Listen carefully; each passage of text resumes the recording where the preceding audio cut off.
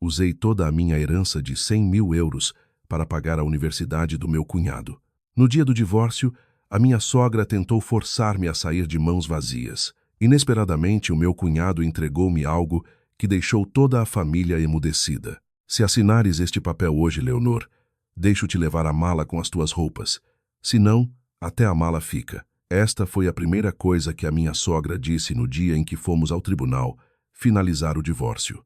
Mesmo antes de entrarmos na sala, ela pegou numa pasta de couro castanho já gasta, retirou um maço de papéis e pousou-o no banco de pedra do pátio. Quem passava poderia pensar que ela estava a ajudar a nora a preparar a documentação. Só eu sabia quão frias eram aquelas palavras. O que me sufocava não era a casa, que estava em nome da minha sogra, nem o pequeno terreno na aldeia que a família do meu marido considerava um tesouro. O mais doloroso era que, 8 anos antes, eu tinha usado toda a herança que os meus pais me tinham deixado, mais de 100.000 euros, para pagar os estudos de medicina do meu cunhado. E agora, no dia em que saía daquele casamento, era tratada como alguém que chegou sem nada e devia partir sem nada. Olhei para o meu ex-marido, esperando que ele dissesse alguma coisa. Ele ficou em silêncio, de olhos postos no chão de pedra, as mãos a cerrarem-se e a abrirem-se repetidamente. O homem que um dia prometera caminhar comigo pela vida inteira agora só tinha coragem para se calar. Eu sorri. Um sorriso que até a mim me pareceu perdido. Talvez quando a dor atinge um certo ponto, as lágrimas aprendem a voltar para dentro. Puxei suavemente a minha mala para perto de mim. Não preciso da mala, só tem roupa velha. A mãe pode dar a outra pessoa. A minha sogra esboçou um sorriso de desdém.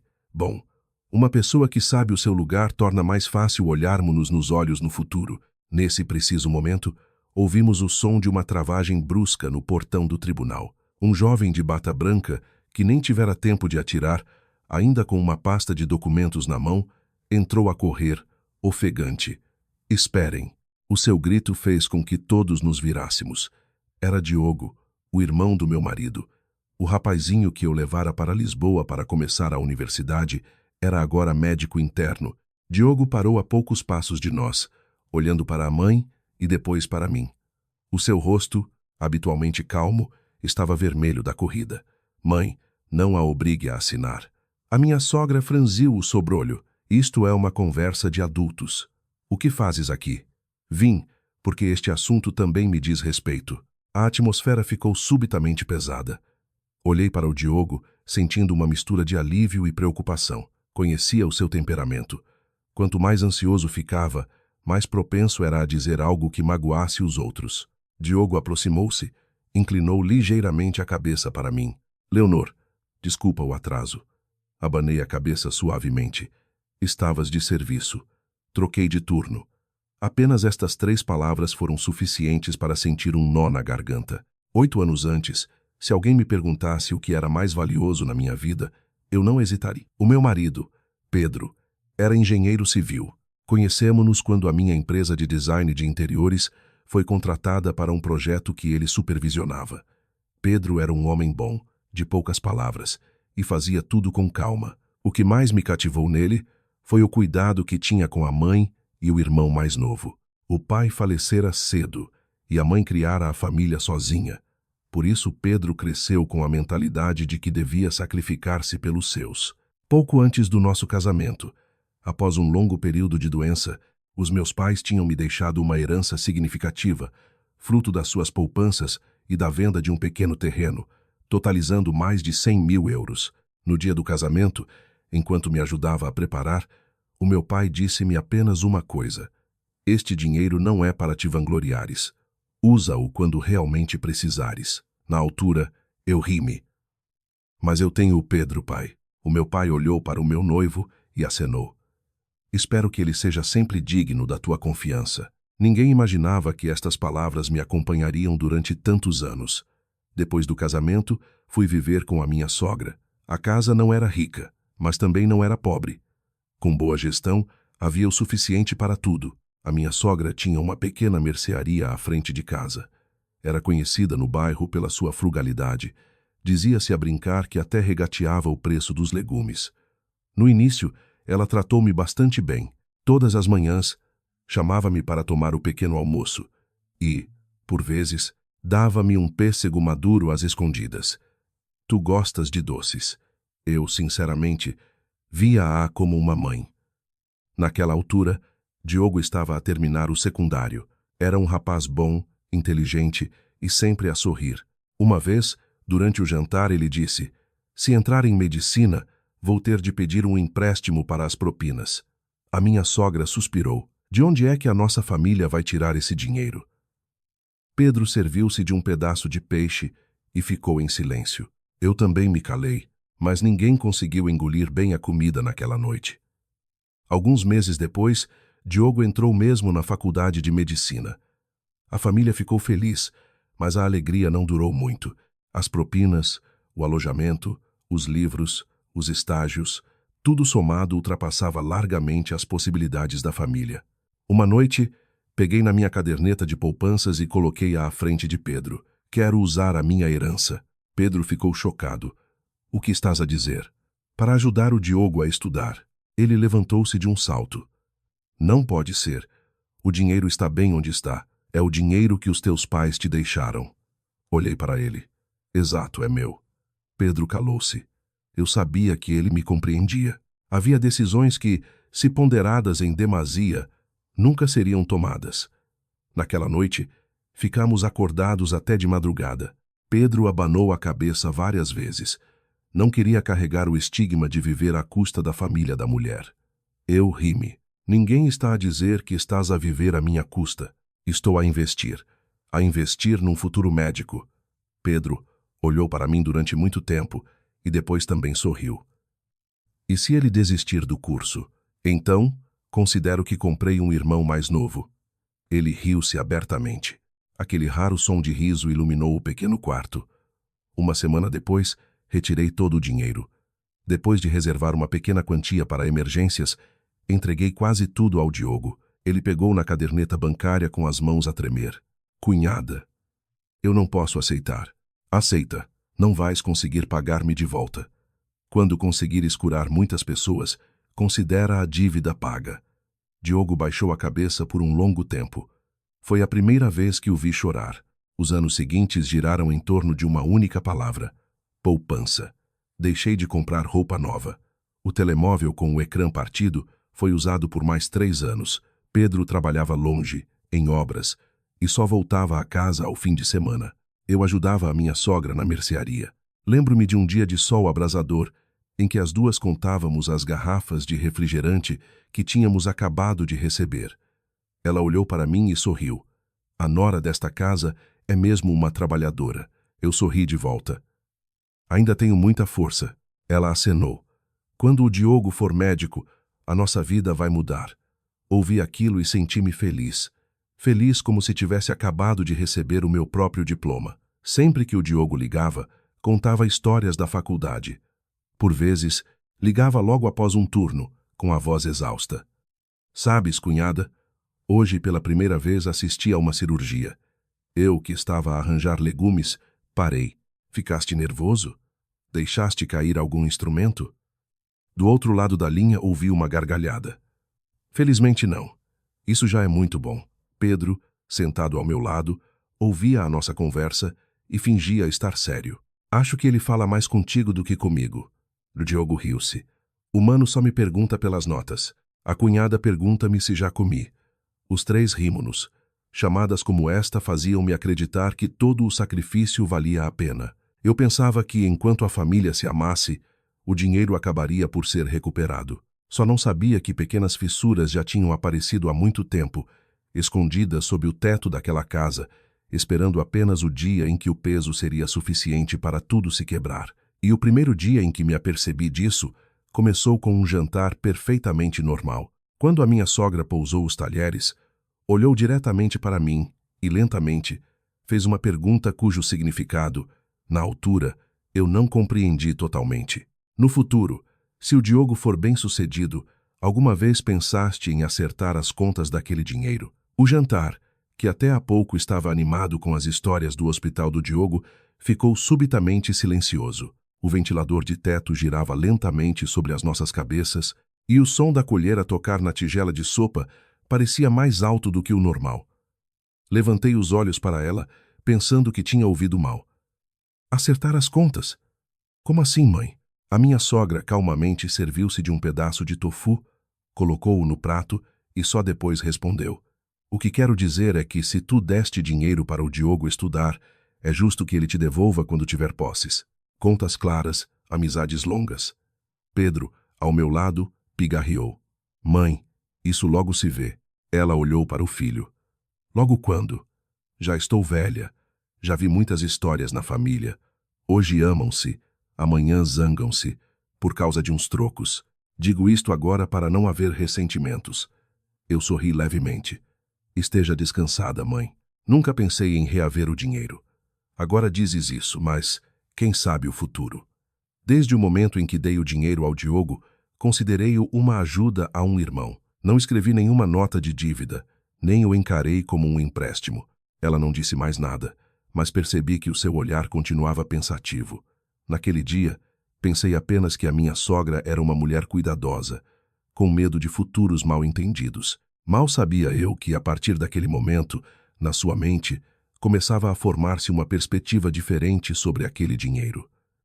Depois do jantar, Pedro seguiu-me até ao pátio, puxou uma cadeira de plástico para eu me sentar e suspirou. Não leves a mal as palavras da mãe. Não tem importância. Ela é mais velha. Pensa em tudo em termos de dinheiro. Olhei para o pequeno pátio em frente à casa. A magnólia que plantamos no dia do casamento já ultrapassava o telhado. Algumas folhas amarelas caíam no chão de pedra. Sabes? Quando vendi o terreno, o meu pai fez-me uma pergunta. Que pergunta? Ele perguntou se no futuro acontecesse alguma coisa. Eu me arrependeria. Pedro virou-se para mim. E o que respondeste? Disse-lhe que só me arrependeria se não tivesse ajudado na altura certa. Ele pegou-me na mão suavemente. Não vou deixar que saias a perder. Essa promessa, na altura tão leve como uma brisa de primavera, fez-me confiar nele absolutamente. O tempo passou mais depressa do que eu imaginava. Diogo entrou nos anos mais difíceis da faculdade. As propinas aumentaram, os custos dos estágios também. Havia meses em que mal pagava as propinas, o hospital exigia a compra de mais manuais especializados. Ele raramente se queixava quando ligava. Cunhada, não mandes mais dinheiro. Posso dar explicações. Dás explicações durante quantas horas? 3 aulas por semana. E o tempo para estudar? Eu consigo organizar-me. Eu ri-me. Se fosses assim tão bom a organizar-te, eu estaria mais descansada. Uma semana depois, continuei a transferir-lhe dinheiro em segredo. Diogo ligou de volta. Cunhada, eu já disse que não era preciso.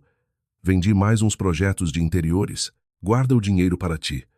O dinheiro na conta é só um número. Só tem valor quando é entregue à pessoa certa, no momento certo. Do outro lado da linha, houve um longo silêncio. Um dia, quando eu começar a trabalhar, compro-te tudo o que quiseres. Rima. O que eu quero é que durmas o suficiente para começar. Por volta do 4º ano do nosso casamento, o meu trabalho começou a estagnar. A empresa reduziu o pessoal e eu pedi para sair, passando a aceitar projetos como freelancer, a partir de casa. O rendimento tornou-se irregular. Havia meses bons e meses em que mal dava para pagar a eletricidade e a água. Pedro continuava a trabalhar em obras, mas o setor da construção também passava por dificuldades. Havia projetos cujo pagamento demorava meio ano a ser feito. Nessas alturas, a minha sogra começou a comentar mais frequentemente as despesas. Este detergente da louça custa mais €1 que o outro. Acho que este limpa melhor. Limpa um pouco melhor, mas gasta-se mais dinheiro. Ou sobre o ventilador do nosso quarto. De dia, se abrires a janela, também está fresco. Estou a trabalhar no computador, preciso de um pouco de ar. Liga só na velocidade 1. Eram coisas tão pequenas que nem me dava ao trabalho de discutir. Muitas vezes, enquanto eu estava a trabalhar, ela entreabria a porta. Come esta banana. Eu aceitava. Obrigada, mãe. Depois de comeres, deita a casca no lixo. Não a deixes por aí. Eu ria-me. Mãe, eu já tenho mais de 30 anos. Ela também se ria. Mesmo com mais de 30, é preciso lembrar. E as duas voltávamos a estar em harmonia, como se nunca tivesse havido distância. Eram momentos como estes que me faziam pensar que tudo acabaria por ficar bem. Num domingo à tarde, Diogo apareceu em casa de surpresa. Estava mais magro, com olheiras. Assim que entrou, abraçou a mãe. Mãe, desculpa ter demorado tanto tempo a voltar. Ela tocou-lhe no ombro. Estás magro como um palito. Pedro desceu as escadas. Um futuro médico que parece mais doente que os pacientes. Diogo sorriu. Tenho feito turnos contínuos. Levei-lhe um copo de água. Senta-te e bebe isto primeiro. Ele pegou no copo e olhou para mim. A cunhada também está mais magra. Olha para ti que estás ainda mais. Sentámo-nos os 4 à volta da mesa e a conversa fluiu. Há muito tempo que a casa não se enchia de tanto riso. À noite, Diogo tirou uma pequena caixa da mochila. Tenho presentes. Pedro abriu. Lá dentro, havia 2 canetas elegantes. Isto é caro. Poupei do dinheiro da bolsa de mérito. Pedro abanou a cabeça. Guarda-o para ti. Diogo sorriu. Já comprei. Depois, virou-se para mim e tirou outro embrulho, cuidadosamente feito. Para a cunhada. Abri. Era um par de sapatilhas brancas. Fiquei paralisada. São lindas. As tuas já estão rotas. Olhei para as minhas sapatilhas. A sola estava tão gasta que já se inclinava para um lado. Desde quando reparas nisso? Da última vez que a cunhada me foi visitar à faculdade. Eu ri-me. Nem eu tinha reparado. A minha sogra olhou para as sapatilhas. O dinheiro da bolsa é para os estudos, não para gastar em ninharias. Diogo coçou a cabeça. Foi só desta vez. Ela não disse mais nada, mas notei que o seu olhar se demorou longamente no presente. Alguns meses depois, Diogo formou-se. No dia da cerimônia, alugamos um carro de 7 lugares e fomos para a cidade. Lá de baixo, eu via-o, de traje acadêmico, e sentia uma alegria estranha no peito. Quando o mestre de cerimônias chamou o seu nome, Diogo virou-se para a plateia e acenou para nós. Pedro deu-me uma cotovelada. Ele está a acenar para ti. É porque estou mais alta. Não, ele está à tua procura. Na hora de tirar a fotografia de grupo, Diogo puxou-me para o seu lado. Cunhada, fica aqui. Deixa a mãe ficar aí. A mãe fica deste lado. No final ele ficou entre a mãe e eu. Um amigo do Diogo perguntou a rir. Qual de vocês é a irmã de sangue? Ele respondeu sem hesitar. São ambas da família. Aquela resposta deixou-me feliz durante todo o caminho de volta. Naquela noite, celebramos num pequeno restaurante no início da nossa rua. A minha sogra levantou um copo de sumo. Hoje é o dia mais feliz da minha vida. Pedro riu-se. Pensei que estavas feliz por não teres de pagar mais propinas. Todos na mesa se riram, até ela. É verdade, já não tenho essa preocupação. O ambiente naquela noite era tão acolhedor como nos primeiros dias em que cheguei a esta casa. Pensei que todas as tempestades tinham ficado para trás. Diogo foi aceite no hospital regional como médico interno. O salário ainda não era alto, mas era estável. No primeiro dia em que recebeu o ordenado, trouxe um envelope e colocou-o à minha frente. Cunhada. Abri. Dentro estavam 200 euros. O que é isto? O meu salário e um bônus. Guarda para ti. Quero dar à cunhada. Eu recusei. Uma vez disseste-me que, quando curasses muitas pessoas, a dívida estaria paga. É verdade, mas mesmo assim eu quero. Eu sorri. Se queres mesmo agradecer-me, vem jantar à casa de vez em quando. A mãe está a envelhecer e só quer ter os filhos por perto. Diogo olhou para mim durante muito tempo e acenou. Eu sei. A minha sogra, da cozinha, observava-nos. Não disse nada, apenas se virou em silêncio. Naquela altura, pensei que ela estivesse emocionada. Só mais tarde, compreendi que, a partir do dia em que Diogo começou a ganhar dinheiro, uma preocupação muito humana começou a formar-se na sua mente.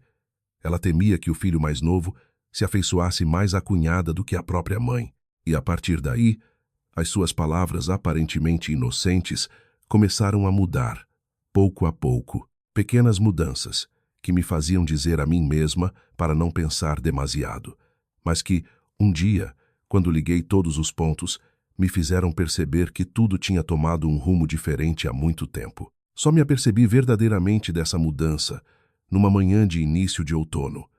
Estava eu a ajudar a minha sogra a arrumar a mercearia quando ela me entregou um pequeno caderno já antigo. A capa estava protegida por plástico transparente e as bordas do papel estavam gastas pelo tempo. Pensei que ela me estava a pedir para registrar o dinheiro das compras, como de costume, por isso peguei nele, naturalmente.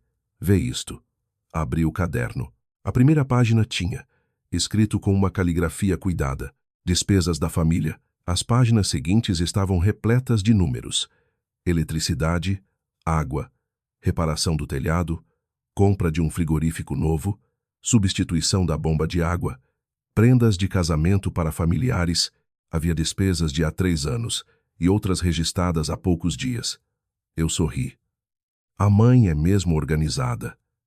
Ela serviu o chá lentamente. Com um caderno destes em casa, não há perigo de nos esquecermos de nada. Eu acenei. É verdade. Ela olhou para mim mais um pouco antes de continuar.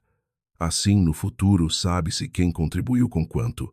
Esta frase fez com que a minha mão, que folheava o caderno, parasse. A mãe anotou tudo? Sim, a tua parte também. Fechei o caderno. Eu não preciso que anote. Tu não precisas, mas eu preciso.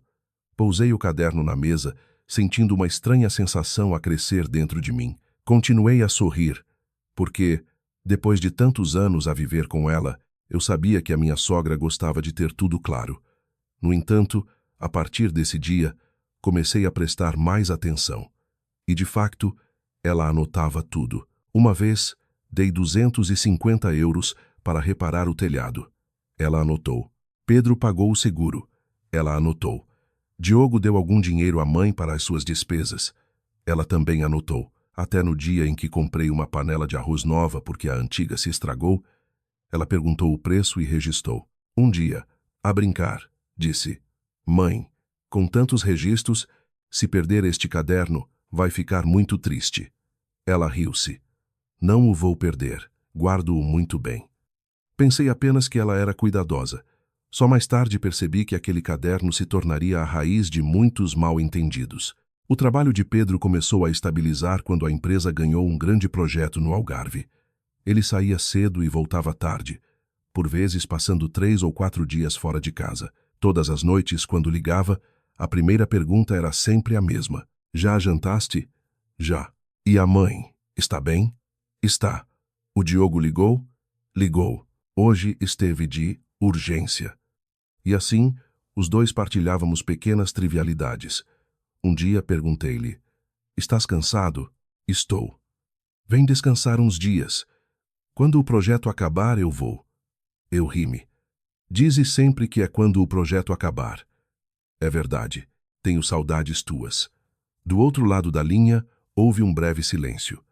Eu também.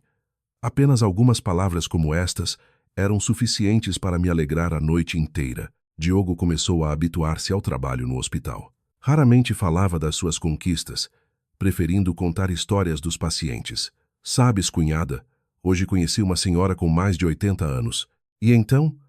Ela não parava de me segurar na mão e perguntar: Doutor, já comeu? Eu ri-me. E o que respondeste? Disse que não.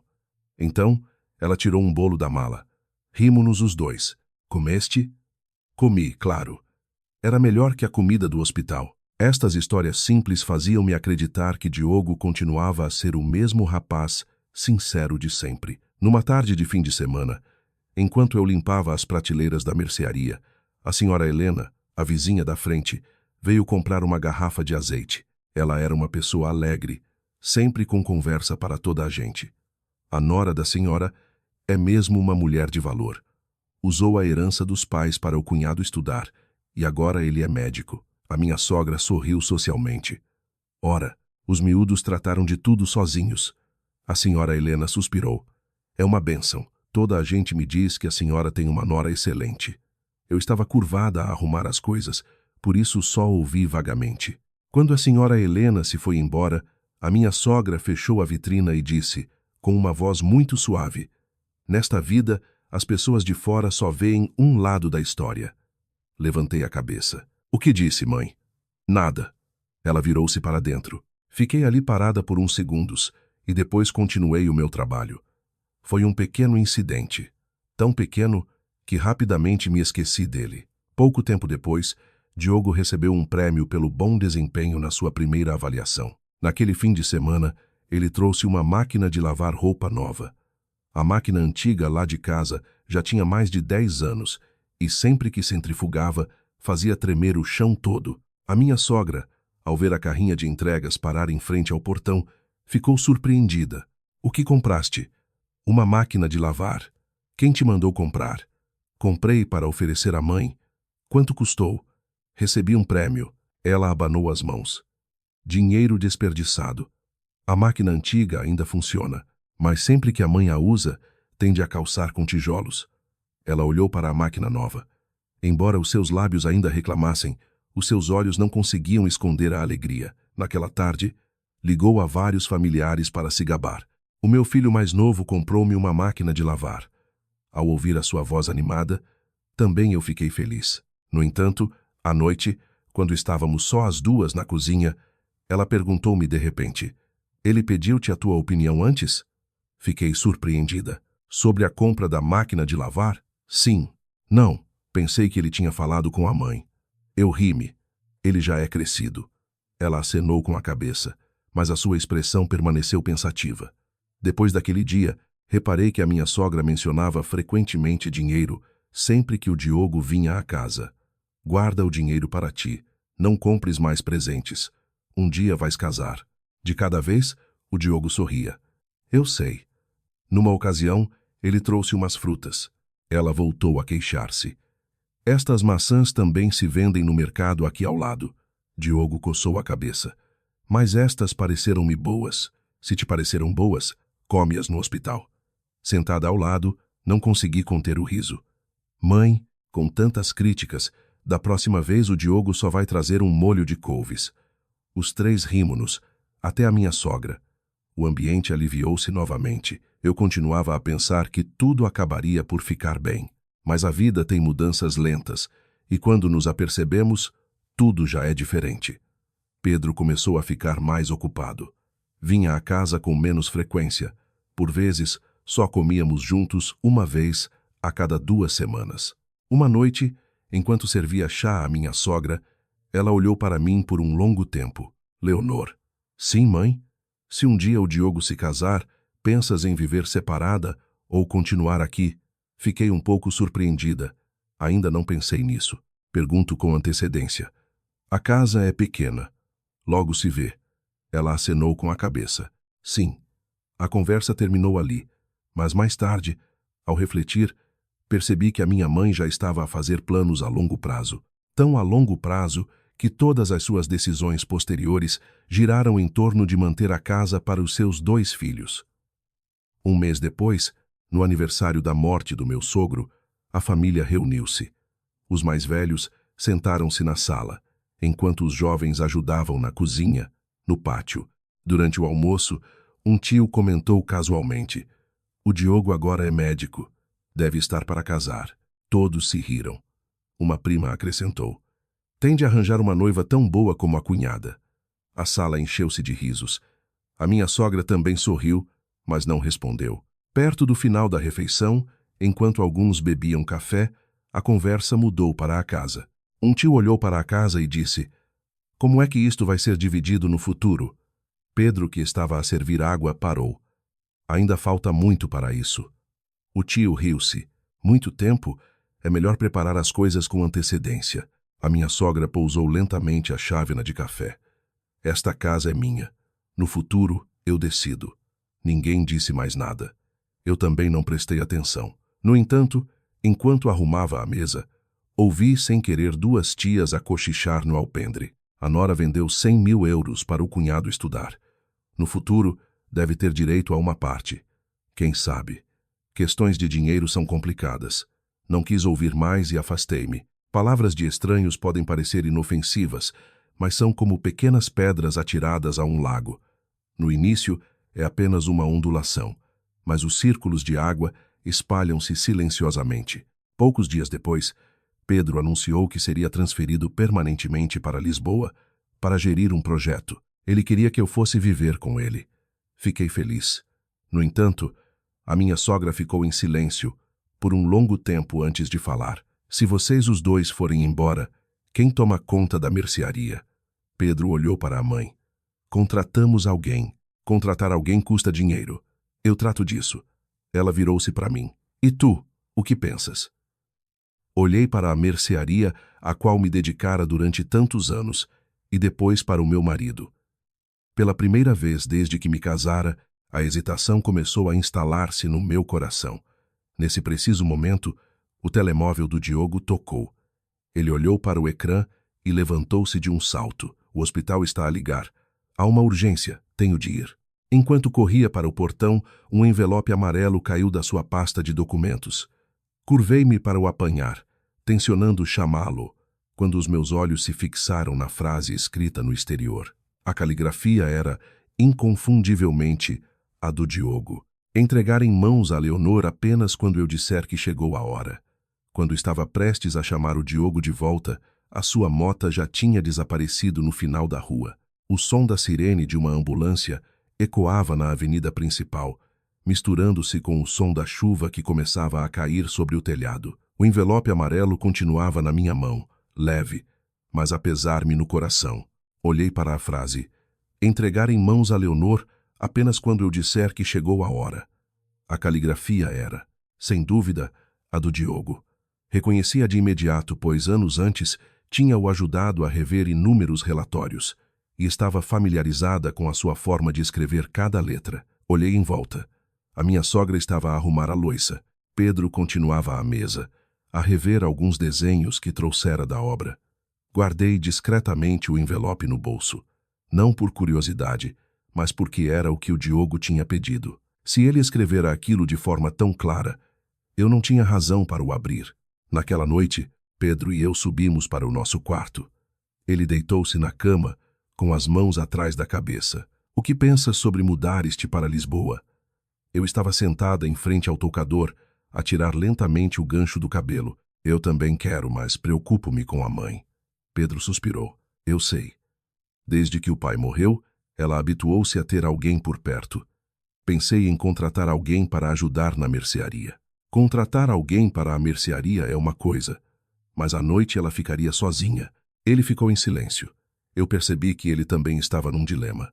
De um lado, o trabalho. Do outro, a mãe idosa.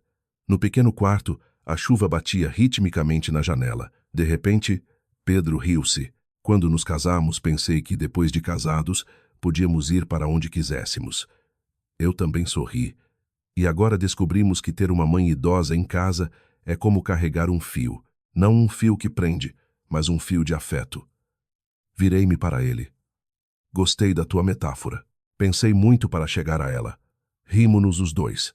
Aquele momento foi tão sereno que acreditei que, se a família se sentasse e conversasse, tudo poderia ser resolvido. Na manhã seguinte, levantei-me mais cedo que o habitual. Assim que cheguei à cozinha, vi a minha sogra a lavar o arroz. Mãe, deixe estar. Eu faço mais depressa. Ela olhou para mim por um momento e depois entregou-me o escorredor. Então, cozinha tu. Enquanto preparávamos o pequeno almoço, ela perguntou de repente: o Pedro disse-me que quer ir para Lisboa. Sim, mãe, e eu gostava muito de ir. Queres mesmo ir? Fui sincera. Quero estar perto do meu marido. Eu compreendo. Ela continuou a lavar os legumes. Eu sou velha. Coloquei a panela de arroz no fogão. Não diga isso, mãe. Uma filha casa-se e segue o marido. Não te estou a culpar. A frase foi dita de forma muito suave, mas os seus olhos estavam tristes. Pela primeira vez desde que me casara, senti-me dividida entre duas coisas certas: ficar ao lado do meu marido ou ao lado da minha sogra. Nenhuma das respostas me deixava de consciência tranquila. Alguns dias depois, Diogo apareceu em casa perto da hora do almoço. Assim que entrou, perguntou: Cunhada, deixei cair alguma coisa no outro dia? Tirei o envelope da gaveta. Isto? Ele suspirou de alívio. Felizmente. Ainda bem. Entreguei-lhe. Não abri. Eu sabia que não ias abrir. Esta frase fez-me rir. Tens assim tanta confiança em mim? Confio. Se estivesses curiosa, já o terias aberto. Diogo pegou no envelope e alisou-o suavemente, como se estivesse a verificar se ainda estava intacto. Olhei para ele. É algo importante? Ele pensou por uns segundos e depois sorriu. Quando chegar à altura, eu digo, tem a ver contigo. É preocupante? Não. Vendo que eu continuava a olhar, Diogo sorriu abertamente. Se eu contasse agora, perdia a piada. Agora já tem segredos para mim? Há coisas que, se ditas demasiado cedo, podem não ser boas. Não insisti mais. Ao longo dos anos, Diogo nunca fizera nada que me fizesse perder a confiança. Se ele dizia para esperar, eu esperaria. Pedro recebeu oficialmente a notificação da transferência. Tinha de ir para Lisboa primeiro e só voltaria ao fim de semana. No dia em que ele fez as malas, a minha sogra preparou de tudo: um frasco de paté caseiro, uma garrafa de azeite, alguns quilos de arroz da aldeia. Olhei para aquilo e ri-me. Ele vai para Lisboa, não para a selva, mãe. Ela também se riu. Pode comprar-se tudo lá, mas levar de casa dá mais conforto. Pedro pegou na mala e entrou no carro. Mãe, cuida-te. Sim, liga se precisares de alguma coisa. Sim. Ele virou-se para mim. Pensa bem no assunto. Eu acenei. Não te preocupes e concentra-te no trabalho. Assim que o carro desapareceu na esquina, o pátio pareceu subitamente maior. Naquela noite, pela primeira vez em muitos anos, dormi sozinha. Revirei-me na cama. A almofada ao meu lado ainda tinha o cheiro do shampoo do Pedro. Nos dias seguintes, continuei a ajudar a minha sogra na mercearia. Os clientes habituais entravam e saíam, a vida, vista de fora, não parecia diferente. Mas comecei a notar um novo hábito na minha sogra. Ela ligava frequentemente para o Pedro, por vezes 3 ou 4 vezes por dia. O que jantaste esta noite? Estás cansado? Não gastes muito dinheiro. Conversas normais. Até que um dia ouvi sem querer. Pedro, se um dia tu e a tua mulher forem viver sozinhos, não te esqueças do teu irmão. Eu estava a arrumar as prateleiras e a minha mão parou. Não ouvi o que o Pedro disse do outro lado. Apenas vi a minha sogra responder. Sim, eu sei, só estou a lembrar. Ela virou-se e deu comigo. As duas olhámo-nos por uns segundos. Estava a ligar ao Pedro. Eu sei, não pense nisso. Eu sorri. Não estou a pensar em nada. Na verdade, eu ainda não estava a pensar em nada. Apenas começava a sentir uma sensação estranha, como se todos estivessem a preparar-se secretamente para algo que só eu desconhecia. Numa tarde de final de mês, recebi um telefonema da minha antiga empresa. O diretor convidou-me a voltar, com um salário melhor e uma posição superior. A única condição era trabalhar a tempo inteiro em Lisboa. Fiquei com o telemóvel na mão por um longo tempo. Era uma oportunidade que não surgia há anos. Naquela noite, contei à minha sogra. Ela ouviu em silêncio e depois perguntou: Já decidiste? Estou a pensar. O salário é bom? Sim. Então, vai. Fiquei um pouco surpreendida. A mãe concorda. És jovem. Ainda tens uma carreira pela frente. Eu sou velha, mas ainda não sou fraca. Olhei para ela. Tenho medo que a mãe fique triste. Ela sorriu. Fico triste, sim. Mas prender uma nora em casa por egoísmo seria errado. Ao ouvir isto, senti um alívio. Talvez eu tivesse julgado mal a minha sogra. No entanto, exatamente 3 dias depois, enquanto eu preparava a minha documentação para ir para Lisboa, ela chamou-me inesperadamente ao seu quarto. Abriu o velho armário de madeira e tirou o familiar caderno de despesas. Senta-te. Sentei-me. Ela pousou o caderno no meio da mesa. Já fiz as contas. Que contas, mãe? Se fores para Lisboa, eu não consigo gerir a mercearia sozinha. E não quero que me envies mais dinheiro. Não quero aceitar. Ela folheou as páginas do caderno. Nos últimos anos, contribuíste muito. Contribuí porque esta é a minha casa. Sim. Ela acenou muito lentamente. Mas no futuro, as coisas têm de ser claras. Comecei a sentir-me confusa. O que quer que seja claro, mãe? Ela fechou o caderno. No futuro, se algo acontecer, não quero que ninguém diga que te devo alguma coisa. Olhei diretamente para ela. A mãe nunca me deveu nada. Ela não respondeu. Apenas abriu suavemente uma gaveta e tirou um maço de papéis agrafados. Inclinei-me para ver. Era um resumo de todo o dinheiro que eu tinha dado à família ao longo de 8 anos. Estava tudo detalhado, desde as grandes quantias até as reparações do telhado, a substituição do frigorífico, ao pagamento das propinas do Diogo. No final da última página, havia uma frase escrita a tinta azul com a caligrafia da minha sogra. Tudo foi uma contribuição voluntária da nora. A família não tem obrigação de devolver. Ela empurrou os papéis na minha direção. Lê. Olhei para a pilha de papéis bem arrumada na mesa durante um longo tempo. Cada folha estava cuidadosamente agrafada, com datas claras. Os números eram reais, mas a forma como estavam dispostos fazia-me sentir uma estranheza.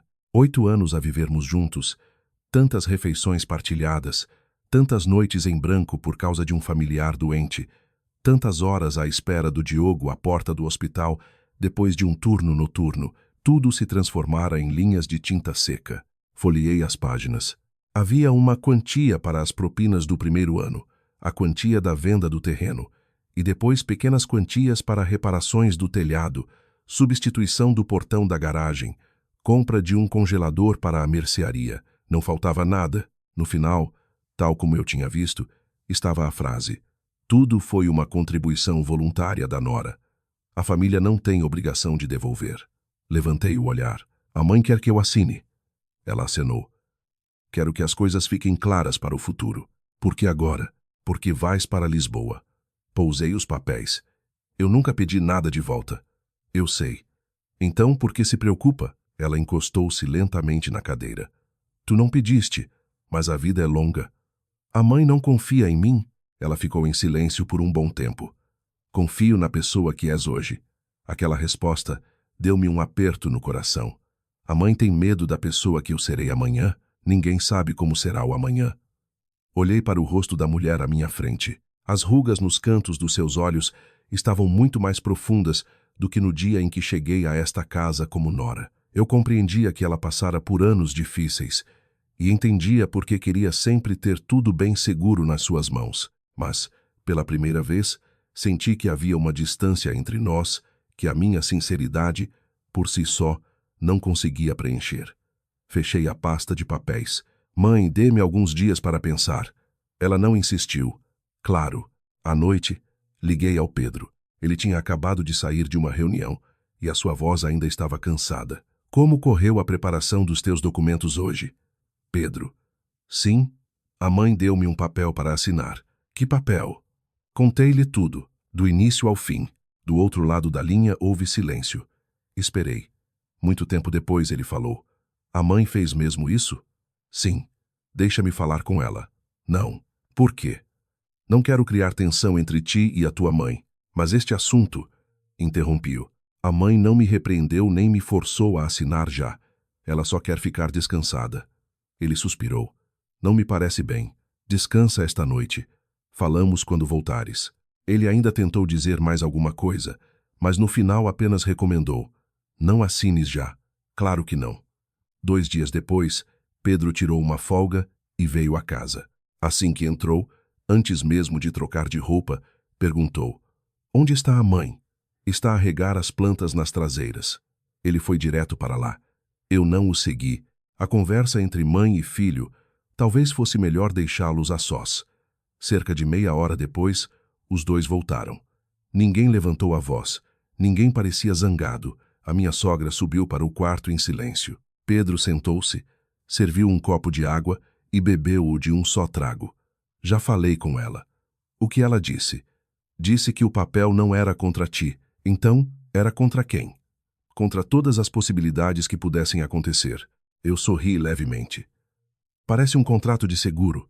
Ele também sorriu, mas era um sorriso forçado. Eu rasguei-o. Rasgaste o quê? Os papéis. Fiquei chocada. Tu rasgaste-os?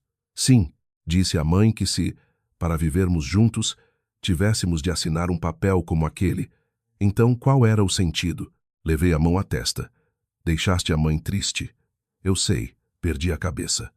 Pedro olhou para mim. Se alguém te obrigasse a assinar um papel para renunciares a tudo o que deste, eu não podia ficar a olhar. Eu sabia que ele me amava, mas também sabia que a minha sogra não se daria por vencida facilmente. E, de facto, a partir desse dia, ela tornou-se muito mais silenciosa. Continuava a cozinhar, a perguntar-me se eu já tinha comido. mas as conversas do dia a dia praticamente desapareceram. Numa manhã, enquanto eu limpava o balcão da mercearia, Diogo apareceu. Assim que sentiu o ambiente em casa, perguntou em voz baixa: "O que se passa, cunhada?" Eu sorri. "Nada. Mentes muito mal." Contei-lhe resumidamente o que tinha acontecido. Diogo ouviu e ficou em silêncio. Pouco depois, levantou-se e foi para a cozinha. Não sei o que mãe e filho conversaram. Só sei que 10 minutos depois, ela saiu para o pátio para regar as plantas e Diogo sentou-se ao meu lado. "Cunhada." "Sim, se no futuro acontecer alguma coisa, não fiques zangada com a mãe." Fiquei surpreendida. "Por que dizes isso?" "A mãe sofreu muito na vida. Ela tem sempre medo de perder." "Perder o quê?" "Perder as pessoas que ama." Olhei para o Diogo. Ele baixou a cabeça. "Quando o pai morreu, ficamos quase sem nada. A mãe foi enganada uma vez por um familiar em quem confiava. Desde então, ela acha que tem de guardar todos os papéis com muito cuidado. Eu nunca tinha ouvido essa história. Nunca me contaste. Pensei que não era preciso. E por que me contas agora?" "Porque tenho medo que entendas mal a mãe." Eu suspirei. "Nunca odiei a mãe." "Eu sei. Só estás triste." Diogo acenou. "Eu compreendo." Ficamos os dois em silêncio. Lá fora, no pátio, a minha sogra continuava a apanhar meticulosamente as folhas secas debaixo da magnólia. As suas costas estavam mais curvadas do que antes. Pela primeira vez via tão pequena. Alguns dias depois, fui oficialmente para Lisboa começar um novo trabalho. Pedro alugou um pequeno apartamento perto da empresa, com pouco mais de 50 metros quadrados. A mobília era simples. A mesa de jantar ficava junto à janela. A varanda era suficientemente grande para alguns vasos de plantas. Eu gostei muito. No primeiro dia da mudança, Pedro gabou-se, todo contente. Montei eu próprio o escorredor de pratos. Olhei para o escorredor, ligeiramente torto. "Com esta perícia, o senhorio vai chorar." Ele riu-se à gargalhada. "É o toque pessoal. Não o arranjes. Assim, quando formos velhos, ainda nos lembramos." Eurime. Nesse momento, o escorredor inclinou-se de vez e 2 pratos caíram ao chão.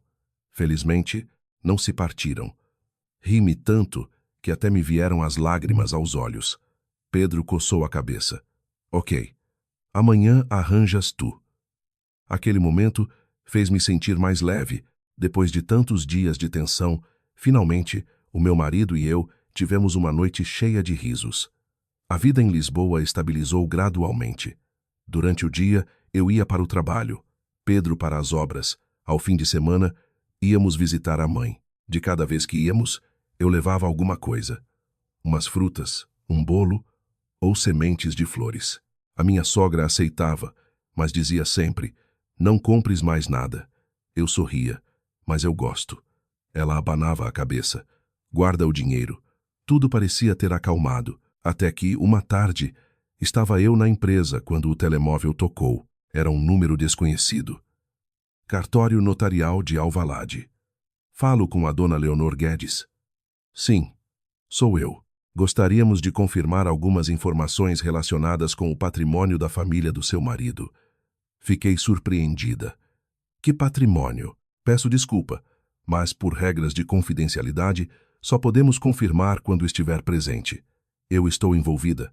"Sim, mas eu nunca assinei nada." Do outro lado, houve uma breve hesitação. "É por isso que estamos a ligar." Senti o meu coração a bater mais depressa. "Eu irei." "Amanhã à tarde, pode ser?" "Pode." Depois de desligar, fiquei sentada em silêncio em frente ao computador por um longo tempo. Nunca tinha contactado aquele cartório, nem tinha ouvido a minha sogra ou o Pedro mencionarem qualquer processo. O que mais me intrigou foi a última frase da pessoa que me ligou. "Há um processo que foi preparado há alguns meses, mas que ainda não tem a sua assinatura." Segurei o telemóvel por mais alguns segundos, depois de a chamada terminar. O ecrã já se apagara, mas na minha cabeça repetia-se a frase do funcionário do cartório notarial. "Há um processo que foi preparado há alguns meses, mas que ainda não tem a sua assinatura." Abri a minha agenda no computador. Amanhã à tarde, tinha uma reunião com um cliente. Pensei por uns minutos e pedi a um colega para me substituir. Sentia-me inquieta, mas não quis contar logo ao Pedro. Ele estava na obra e, nos últimos dias, tinha feito horas extraordinárias para preparar a entrega do projeto. Conhecia o meu marido. Bastaria ouvir as palavras cartório notarial para ele largar tudo e vir a correr. Naquela noite, jantamos muito tarde. Pedro, enquanto abria a marmita que comprara a caminho de casa, riu-se. Hoje, os trabalhadores gozaram comigo. Gozaram com o quê? Disseram que um engenheiro passa o dia a ligar à mulher para saber o que ela come. E o que respondeste? Disse que, se perguntasse a obra não me respondia. Soltei uma gargalhada. E eles? O que disseram? Disseram que quando se casarem, têm de aprender contigo. A leveza daquele momento tornou ainda mais difícil falar sobre o telefonema. Depois do jantar, Pedro lavou a louça e eu preparei 2 chás. Ele levou a sua chávena para a varanda. Isto aqui é pequeno, mas é sossegado. Eu acenei. Achas que foi a decisão certa vir para Lisboa? Olhei para a rua lá embaixo. As pessoas saíam do trabalho, todas com pressa. Sim, acho que sim. Ele pegou-me suavemente na mão e a minha mente continuava a remoer a questão daquele processo. Na tarde seguinte, cheguei ao cartório à hora marcada. A sala de espera era limpa e silenciosa. Uma funcionária, com cerca de 40 anos, convidou-me a sentar e trouxe-me uma pasta. Por favor, veja isto. Folheei a primeira página. O nome da proprietária era o da minha sogra. A página seguinte continha as informações da casa. Na terceira página, vi uma minuta da partilha de bens futuros. O meu coração parou por um instante. Segundo a minuta, a totalidade da casa seria transferida para o Pedro e para o Diogo, em partes iguais, após o falecimento da minha sogra. Isso era perfeitamente normal, mas mais abaixo havia um parágrafo adicional. O cônjuge de cada um dos coherdeiros confirma não ter quaisquer reivindicações, queixas ou direitos relacionados com o referido patrimônio. O meu nome já estava impresso, faltando apenas a minha assinatura. Levantei o olhar. Este processo foi feito pela minha sogra? Correto, porque é necessária a minha assinatura? A funcionária sorriu, muito profissionalmente. Na verdade, segundo a lei, neste caso, não é obrigatório, visto que se trata de um bem próprio adquirido antes do casamento. No entanto, a requerente quis adicionar esta confirmação para evitar litígios futuros. Acenei com a cabeça. Compreendo. Pode assinar se concordar. Peço licença para não assinar por agora. Não há problema. Ela recolheu a pasta. Apenas seguimos as instruções. Levantei-me, agradeci e saí. Durante todo o caminho senti-me muito calma. O que me entristecia não era a questão da casa. Desde o início nunca pensei que fosse minha. O que me entristecia era o facto de a minha sogra ter preparado tudo secretamente, meses antes, sem me dizer uma única palavra. À noite, decidi contar ao Pedro. Ele ouviu e bateu com os talheres na mesa. A mãe fez mesmo isso? Sim. Não assinaste, pois não? Não. Ele levantou-se e pegou no telemóvel. Vou ligar à mãe. Segurei-lhe no braço. Não. Tenho de perguntar, Pedro. Olhei diretamente nos olhos do meu marido. Se ligares agora, a mãe vai pensar que fui eu que me queixei. Deixa para o fim de semana, quando lá formos. Ele sentou-se, com as mãos cerradas. Desde quando é que a mãe se tornou assim? Abanei a cabeça. Não digas isso. A mãe mudou.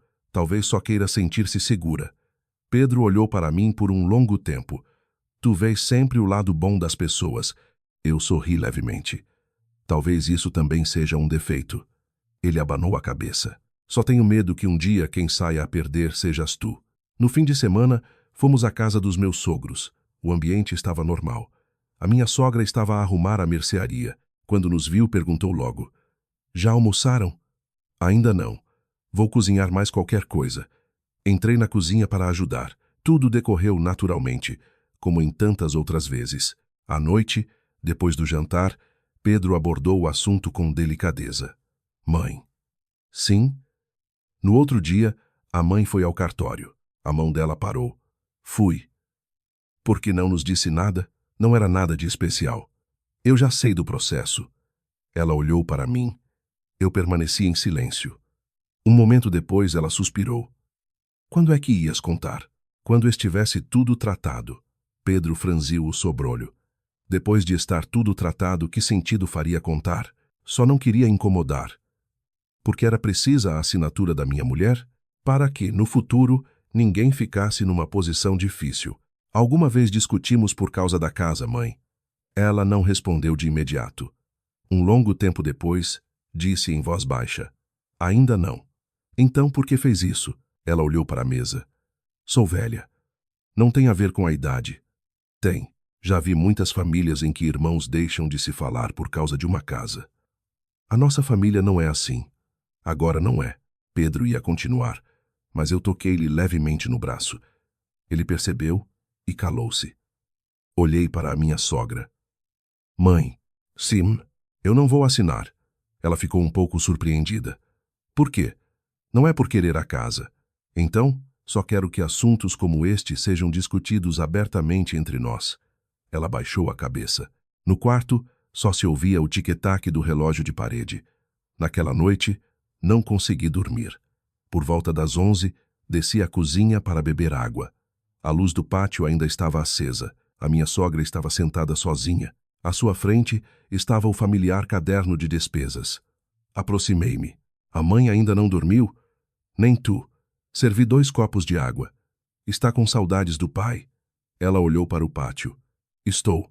Pela primeira vez em muito tempo, ela começou a contar. Quando o teu sogro morreu, apareceram pessoas a cobrar dívidas. Fiquei em silêncio, a ouvir. Diziam que ele lhes devia dinheiro, mas não tinham provas. E a mãe? O que fez? Vendi todo o ouro do meu casamento. Fiquei surpreendida. Por que não os processou? Ela sorriu, triste. Para processar, era preciso dinheiro. Depois disso, comecei a guardar todos os papéis. Tenho medo de ser enganada. Compreendo. Ela olhou para mim. Eu sei que és boa pessoa, mas estou velha. Às vezes, o medo antecipa-se. Pela primeira vez ouvia falar com tanta sinceridade.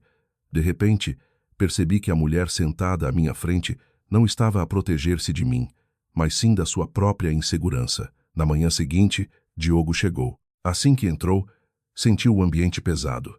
Sorriu. Por que estão todos tão sérios? Pedro respondeu. Estamos em reunião de família. Queres a ata? Os 3 rimos-nos. Até a minha sogra não conseguiu conter um sorriso. O ambiente aliviou um pouco. Depois do almoço, Diogo chamou-me ao pátio. Cunhada. Sim? Vou fazer-te uma pergunta séria. Diz, se no futuro eu te devolvesse todo o dinheiro que me deste, aceitavas? Olhei para ele. Não. Por quê? Porque nunca te emprestei nada, mas sinto-me sempre em dívida. Eu sorri. Então, ser um bom médico e cura muitas pessoas. Só isso. Diogo baixou a cabeça. Está bem. Mas, quando ele se virou, notei que o seu olhar estava diferente. Não era mais o olhar de um irmão grato, mas o de alguém que preparava algo secretamente há muito tempo, apenas à espera do momento certo para o executar. Nesse momento, o telemóvel do Diogo tocou. Ele olhou para o ecrã, a sua expressão mudou e virou-se imediatamente para mim. Cunhada. O que se passa? O banco acabou de ligar. Disseram que o processo que enviei há quase 1 ano está concluído e que posso ir levantar os documentos a qualquer momento.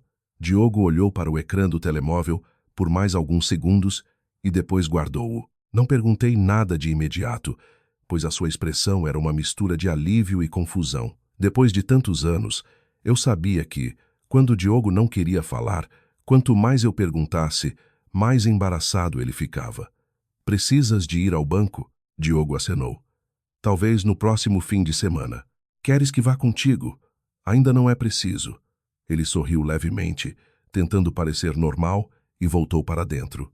Mas, a partir daquele momento, e até ao final do almoço, reparei que Diogo olhou para mim várias vezes, como se quisesse dizer algo, mas acabava por desistir. A vida continuou no seu ritmo habitual. De dia, eu trabalhava.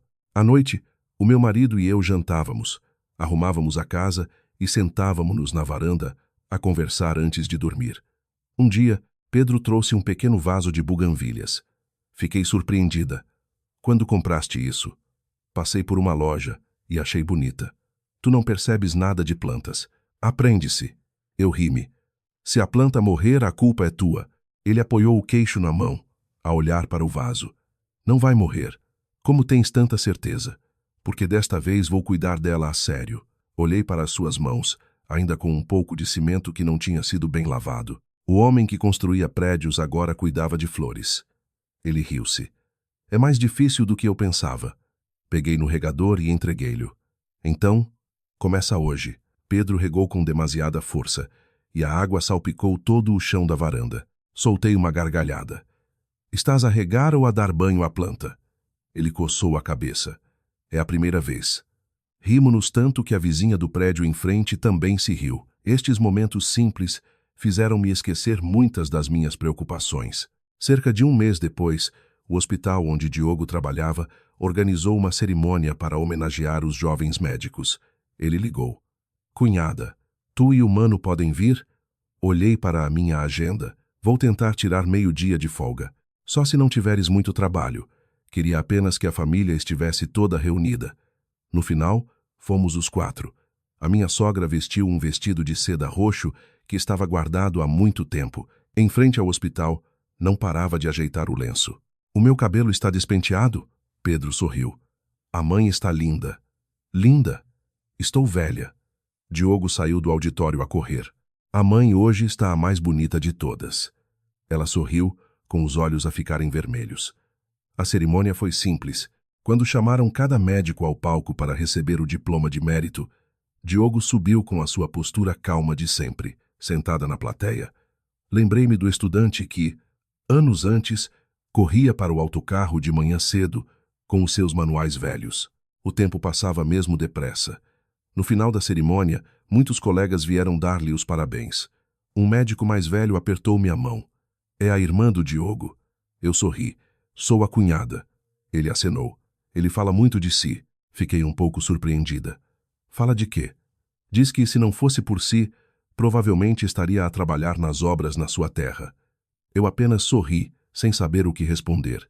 No caminho de volta, a minha sogra, no banco de trás, não disse nada durante muito tempo. Quando o carro parou em frente a um café na berma da estrada, ela disse: Deixa-me sair para descansar um pouco. Sentámo-nos os 4 debaixo de uma árvore. O café vendia bebidas e sandes. Pedro mal pegou no seu copo, brincou.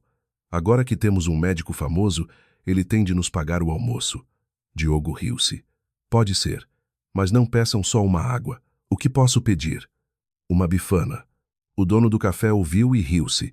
Aqui só temos isso mesmo. Pedro insistiu. Então que sejam 2.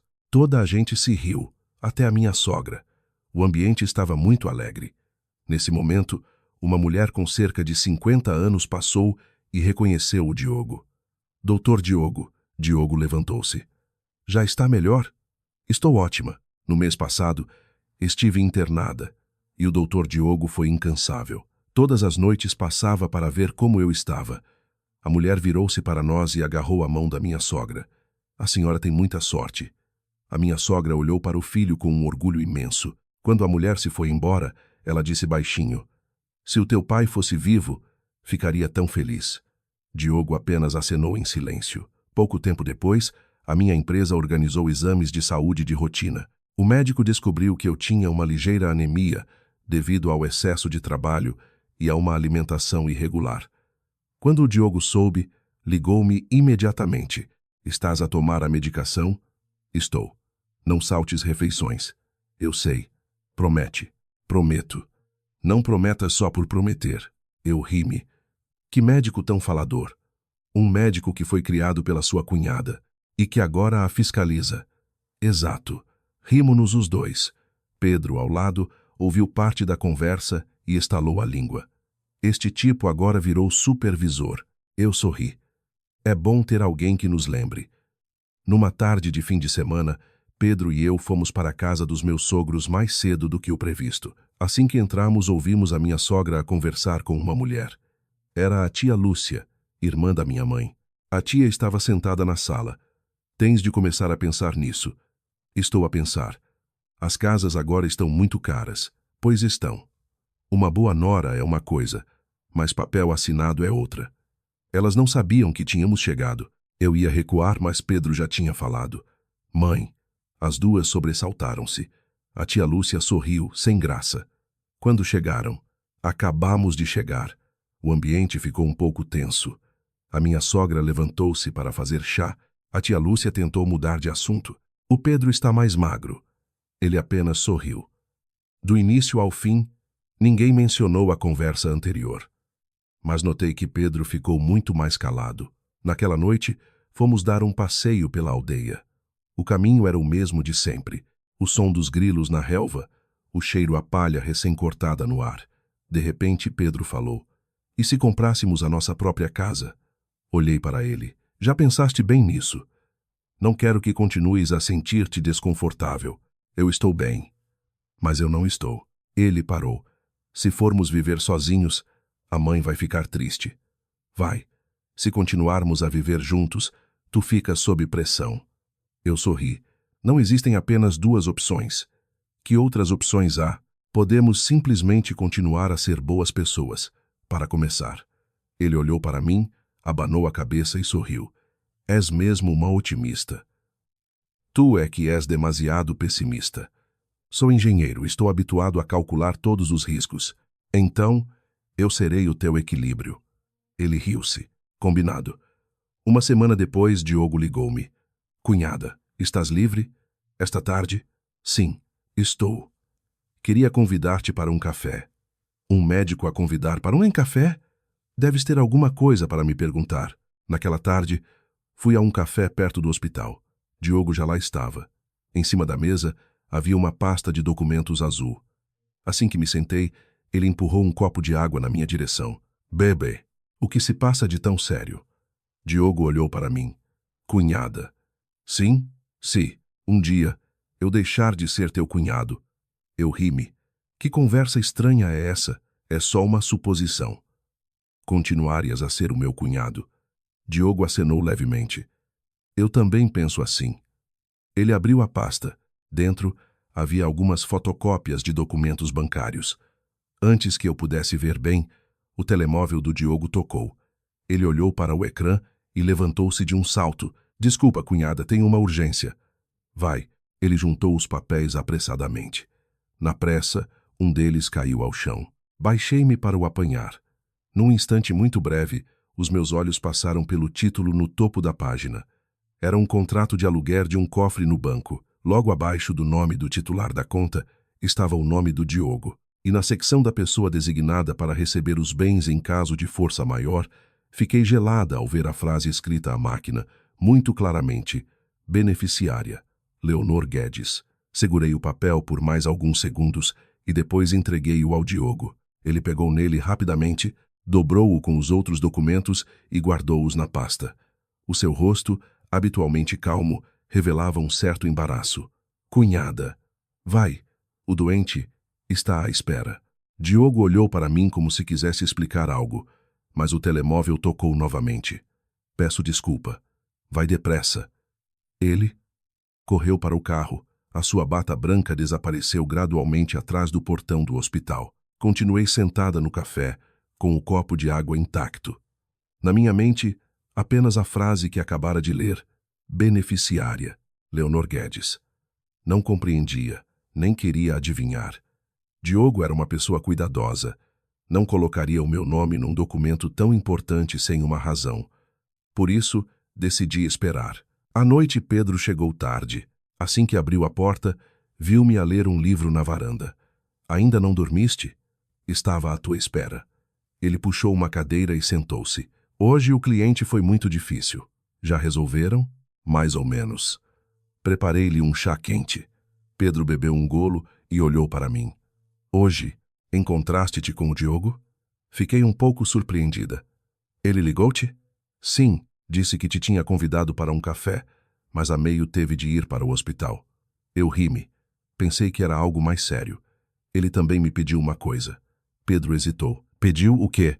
"Se, no futuro acontecesse alguma coisa, para não o culpar." Pousei a minha chávena. "Ele disse isso?" "Disse." Eu perguntei-lhe o que se passava, mas ele riu-se e desligou. Eu e Pedro olhámo-nos. Ambos achamos estranho, mas depois ele abanou a mão. Deve ser a pressão do trabalho. Eu apenas consegui acenar com a cabeça. Um mês depois, Diogo foi oficialmente nomeado médico responsável por uma pequena unidade. No dia em que recebeu a nomeação, não fez nenhuma grande festa, apenas convidou a família para jantar. A minha sogra, desde manhã, andou no mercado a comprar peixe, frango, cogumelos, comprou até um ramo de crisântemos amarelos para pôr no meio da mesa. Entrei na cozinha. Mãe, cozinhou a mais. Hoje é um dia especial. Se sobrar, come-se amanhã.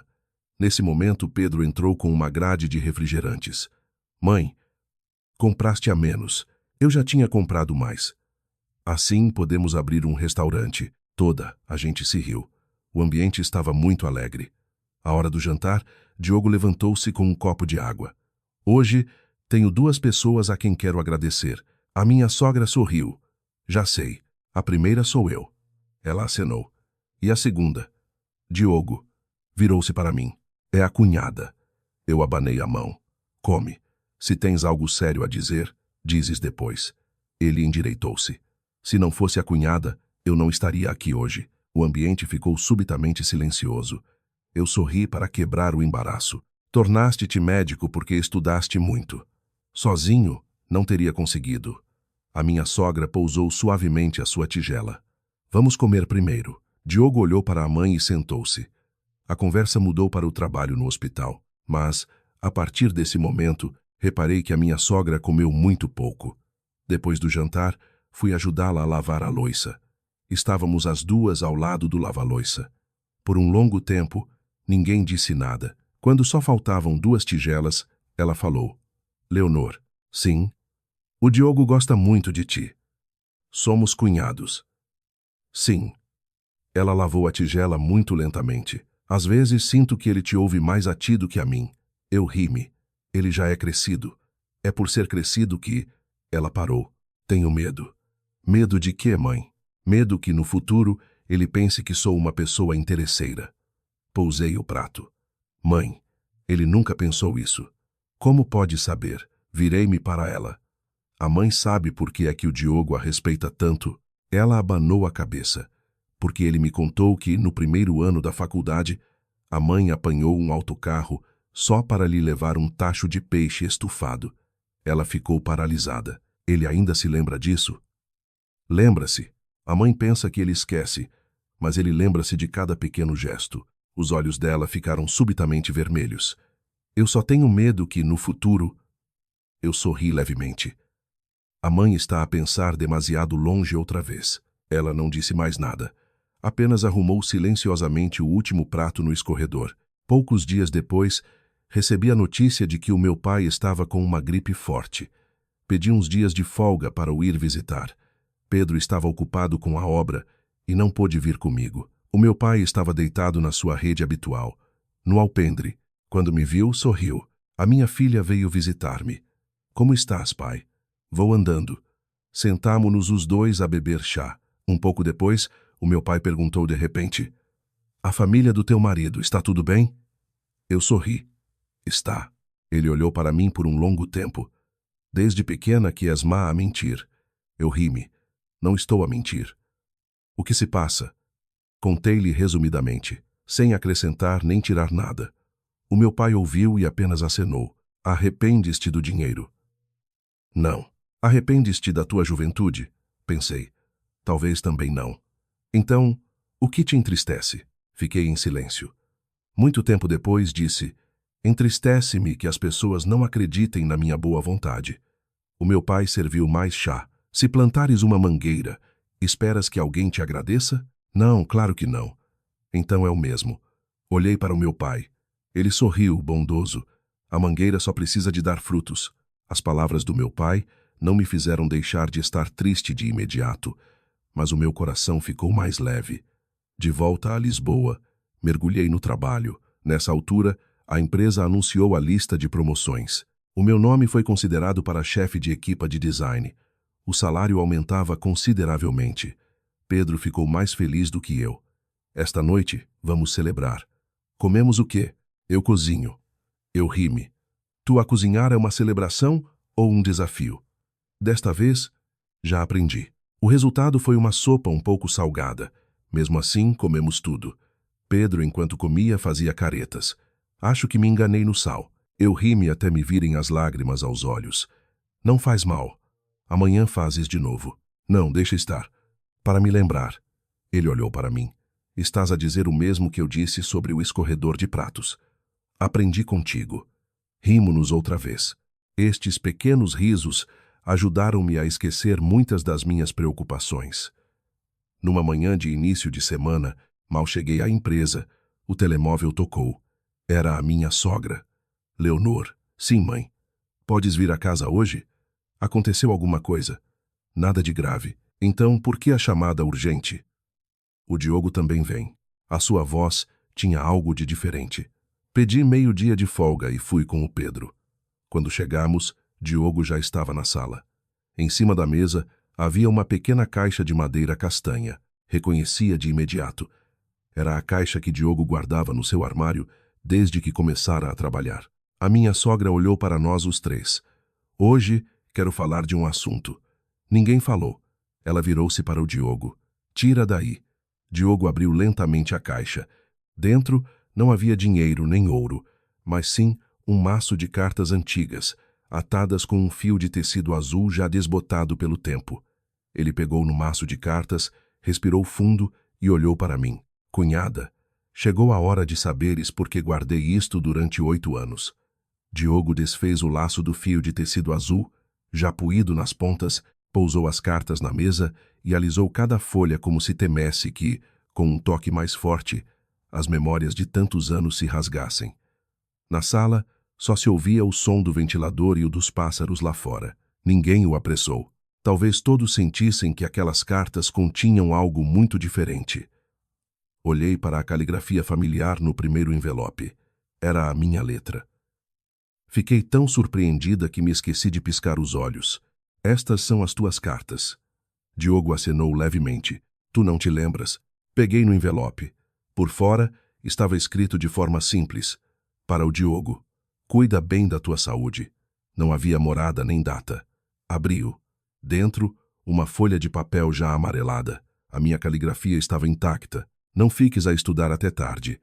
Se no final do mês te faltar dinheiro, diz-me. Não passes fome por vergonha. Ainda não te posso ajudar muito. Mas acredito que um dia vais vestir a bata branca e estar à frente dos teus doentes com toda a tua bondade. Parei de ler nesse ponto. Aquelas palavras transportaram-me de volta aos anos mais difíceis. Naquela época, Diogo vivia na residência universitária. O seu telemóvel velho avariava constantemente e às vezes só conseguíamos falar uma vez por semana.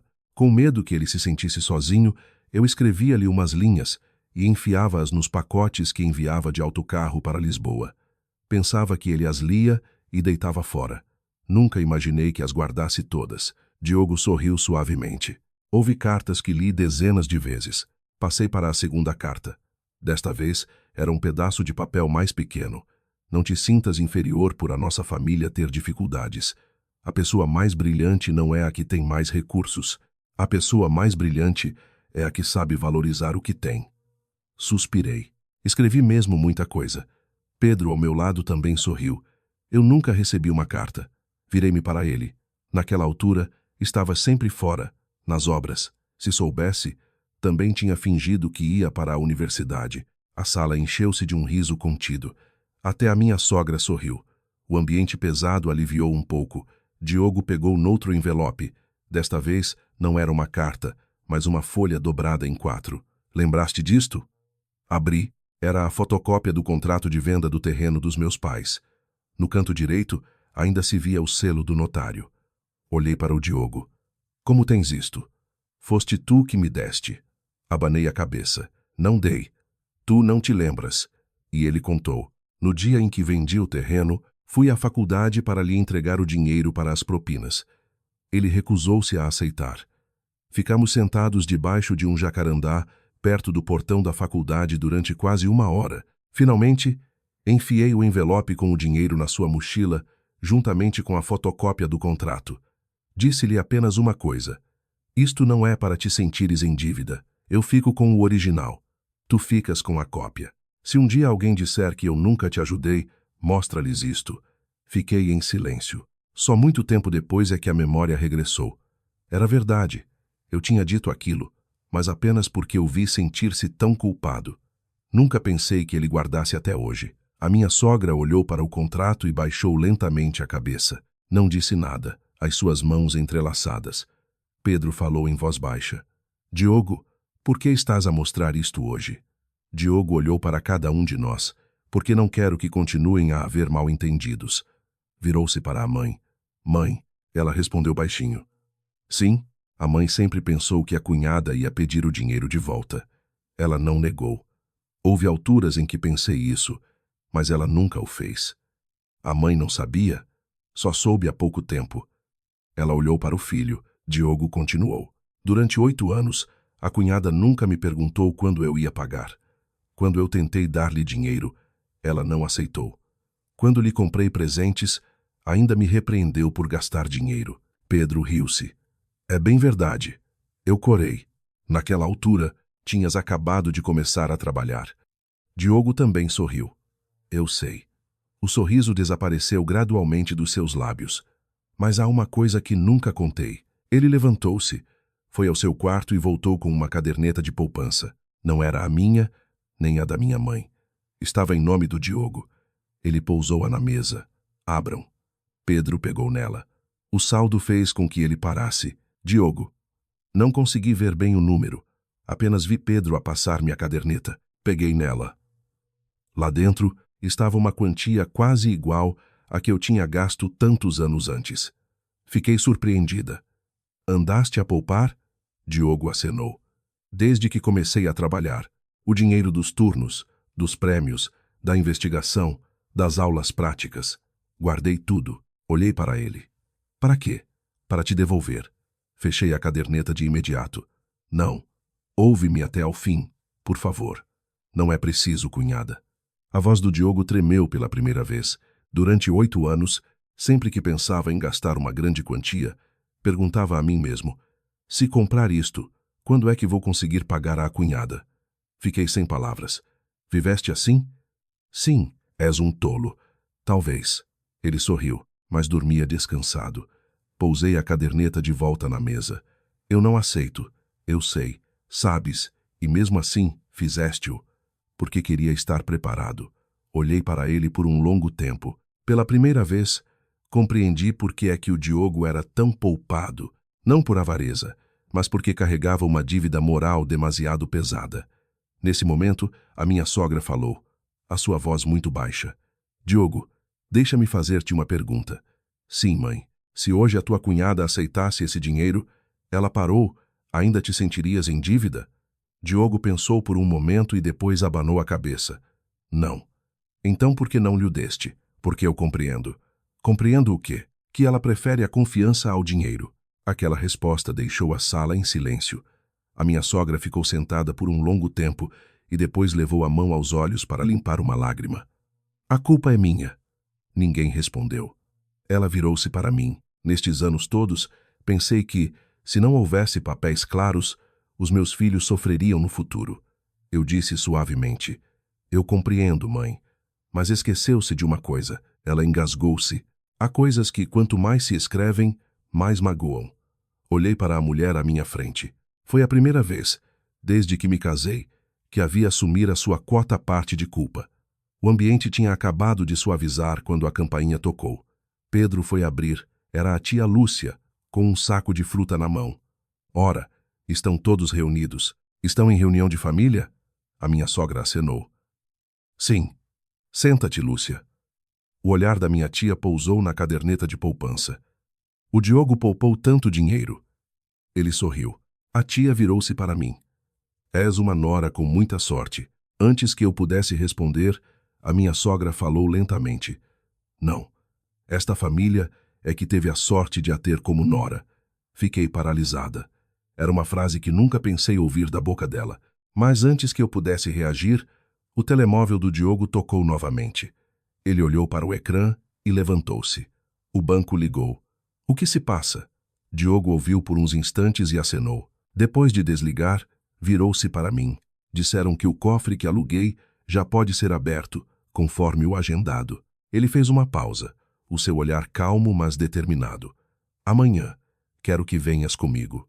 Há uma coisa nesse cofre que guardei durante 8 anos e que só quero entregar-te na presença de toda a família. Naquela noite, mal consegui dormir.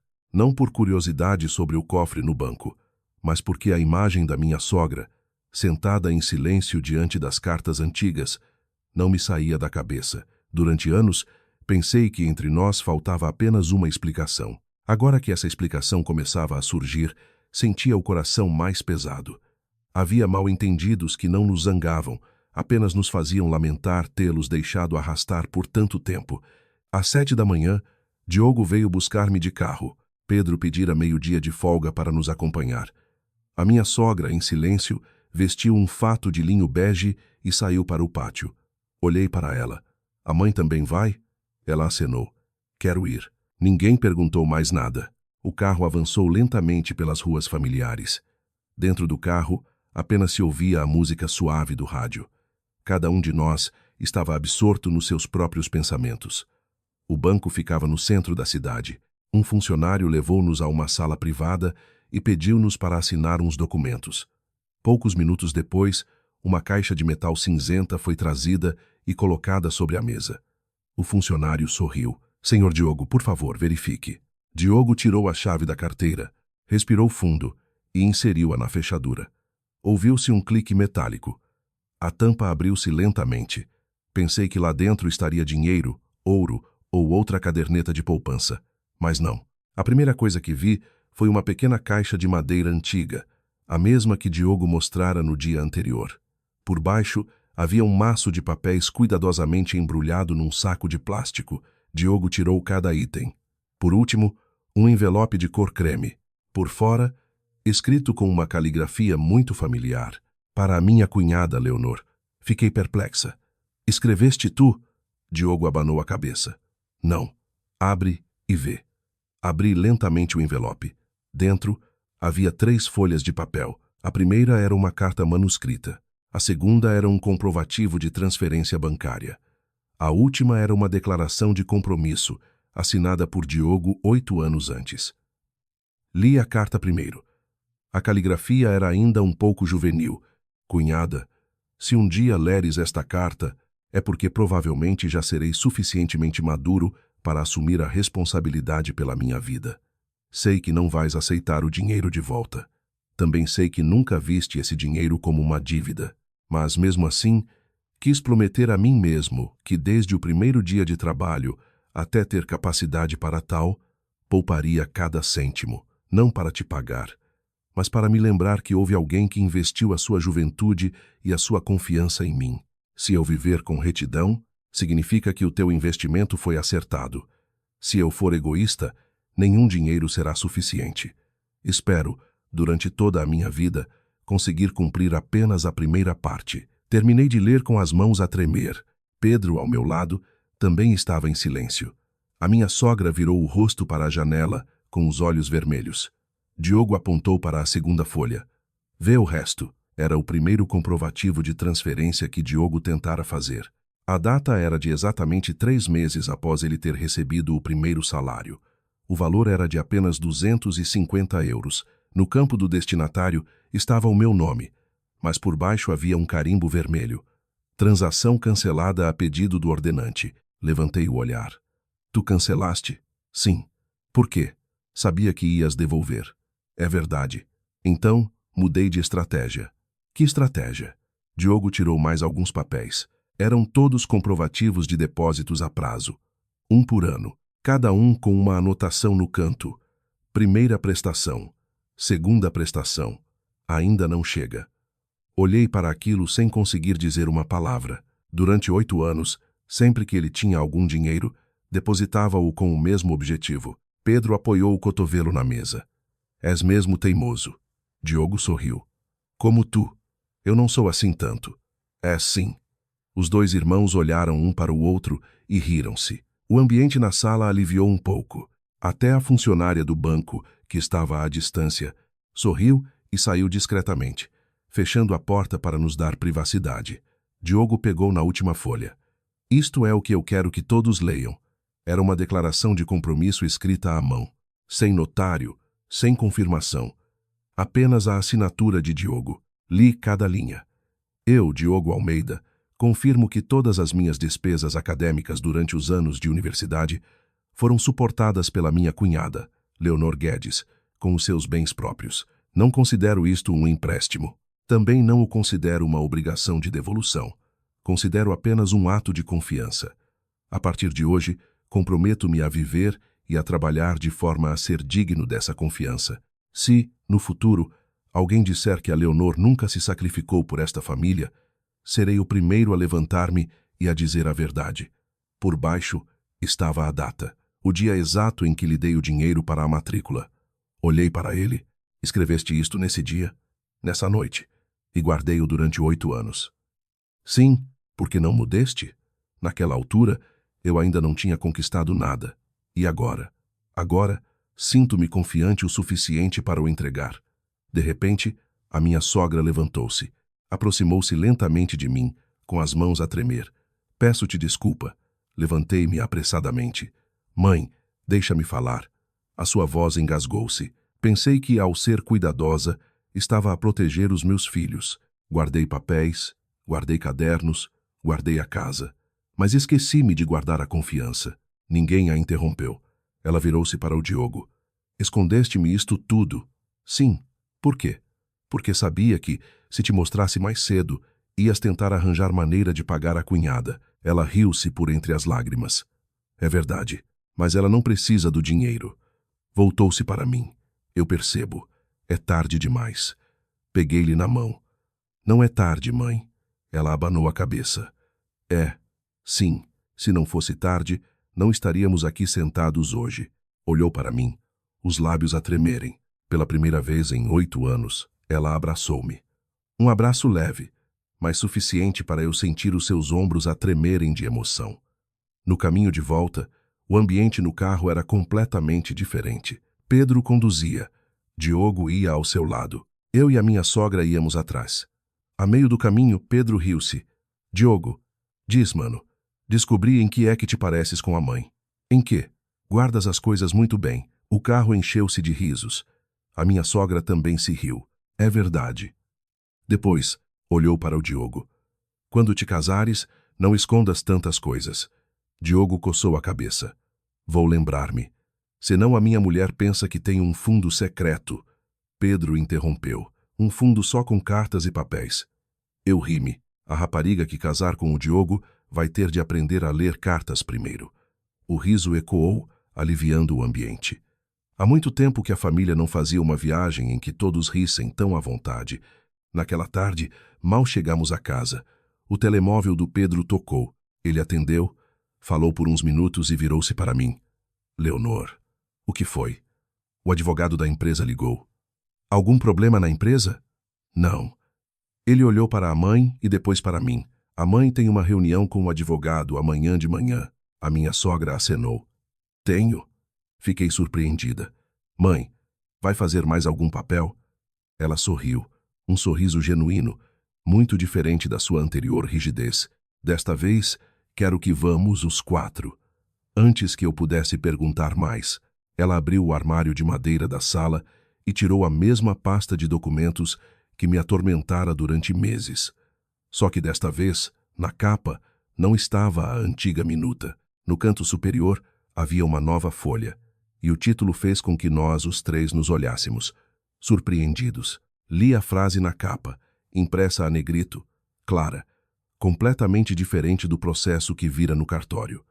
Ato de revogação de processo anterior e registro de nova declaração. Levantei o olhar para a minha sogra. Ela acenou. Amanhã, quero tratar disto pessoalmente. Pedro pegou na pasta. É assim tão urgente, mãe? Não é urgente. Então por que mudou de ideias tão depressa? Ela sorriu, um sorriso bondoso. Há coisas em que pensamos durante anos e não chegamos a lado nenhum. Mas às vezes, basta uma noite para compreendermos. Ninguém disse mais nada. Naquela noite, depois do jantar, sentámo-nos todos no pátio.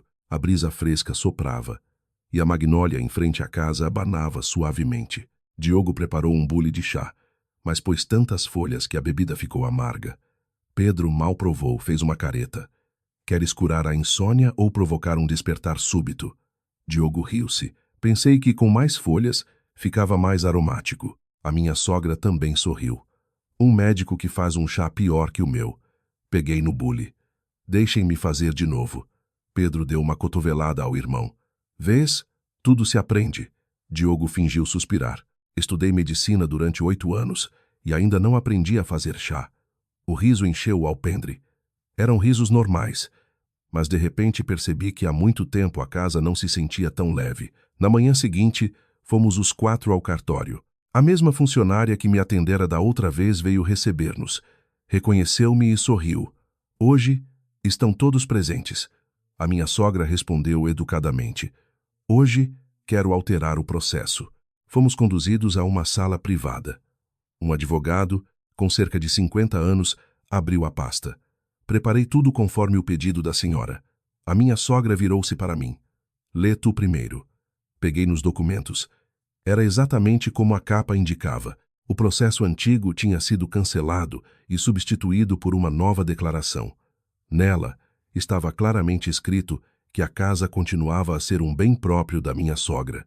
Após o seu falecimento, a casa seria dividida em partes iguais pelo Pedro e pelo Diogo, conforme a sua vontade. Não havia nenhuma cláusula a exigir a minha renúncia a direitos. Nenhuma palavra que me fizesse sentir uma estranha. No final do documento, vi, para minha surpresa, um parágrafo adicionado à mão. O advogado explicou. Esta foi uma adenda que a senhora pediu para incluir. Li. A nossa família reconhece o sacrifício e a contribuição da nossa nora, Leonor Guedes, ao longo de todos estes anos. O seu apoio nasceu da sua vontade e do afeto familiar, e não de qualquer obrigação. A família sempre valorizará este facto. Levantei o olhar. Mãe. Ela sorriu. Pedi ao advogado para adicionar. Não era preciso, mãe. Eu precisava. A sua voz era muito suave. Isto não é para a partilha de bens. É para que, no futuro, quando eu já não estiver cá, os meus filhos olhem para isto e se lembrem que a nossa família superou os dias difíceis graças ao afeto. Pedro baixou a cabeça. Diogo olhou para mim e sorriu. Depois de assinarmos, saímos todos. Em frente ao cartório, havia um pequeno restaurante. Pedro esfregou a barriga. Depois de um grande feito, vem uma grande refeição. Diogo riu-se. Só estavas à espera disso. Sentámo-nos os 4 à volta de uma mesa de inox. A dona do restaurante trouxe 4 pratos quentes. Pedro mal pegou nos talheres. Suspirou. Está a escaldar. Diogo provocou-o. Um engenheiro com medo do calor. Tenho medo de queimar a língua. A minha sogra olhou para os 2 filhos e sorriu. Já são crescidos, mas parecem crianças. Lembrei-me das refeições de anos antes. Naquela altura, também ríamos assim. Só que depois as preocupações acumularam-se e cada um se fechou em si mesmo. Talvez a felicidade nunca tivesse abandonado aquela casa, apenas fora obscurecida por medos diferentes. Poucos dias depois, fui oficialmente promovida a chefe da equipa de design. O trabalho tornou-se mais exigente. Havia dias em que só chegava à casa perto das 9 da noite. Uma noite, ao abrir a porta do apartamento, senti cheiro a comida. Pedro espreitou da cozinha. Chegaste. Eu cozinhei. Olhei para a panela. Desta vez, está salgado? Provei 3 vezes. Eu sorri. Estás a progredir. Comi umas colheradas e acenei. Está mesmo melhor. Pedro apoiou o queixo na mão. Afinal, falhar algumas vezes tem a sua utilidade. Eu ri-me. Estás a falar da comida ou da nossa família? Ele olhou para mim. De ambos. Noutro fim de semana, Diogo ligou. Cunhada, amanhã, estás livre? Estou. Queria pedir-te para me acompanhares. Aonde? A uma consulta gratuita. Fiquei surpreendida. És tu que estás a organizar? O hospital, em colaboração com a junta de freguesia. Claro que vou. No dia seguinte, fomos a uma freguesia dos arredores. Diogo dava as consultas. Eu ajudava a registrar os dados. Pedro e alguns dos seus colegas engenheiros montaram um toldo. A minha sogra distribuía sopa aos mais velhos. Ao meio-dia, uma senhora idosa pegou-me na mão. A menina é médica? Eu sorri. Não, sou designer de interiores. Ela sorriu, bondosa. A olhar para si a dar os medicamentos, pensei que fosse médica. Apontei para o Diogo. O médico está ali. Ela virou-se, olhou para ele e acenou. É muito bonito. Ri-me à gargalhada. À tarde, a caminho de casa, Diogo disse em voz baixa: Hoje, o dia foi muito feliz. Por quê? Senti que era como a nossa família antigamente. Como assim antigamente? Todos ocupados, mas a trabalhar para o mesmo fim. Olhei para a minha sogra, a distribuir as últimas doses de sopa. Senti um calor no coração. O tempo passou mais alguns meses. Uma noite, a família reuniu-se novamente. A tia Lúcia também apareceu. Depois do jantar, ela sorriu e disse: No outro dia, surpreendeste-me. A minha sogra perguntou: Com o quê? Ligaste-me a pedir desculpa. Pedro e eu ficamos surpreendidos. A minha sogra sorriu levemente. Pedi desculpa porque, durante muito tempo, dei ouvidos aos outros e acabei por me atormentar a mim mesma. A tia Lúcia abanou a cabeça. Na verdade, eu também tive culpa. Mas a partir de agora, esqueçamos isso.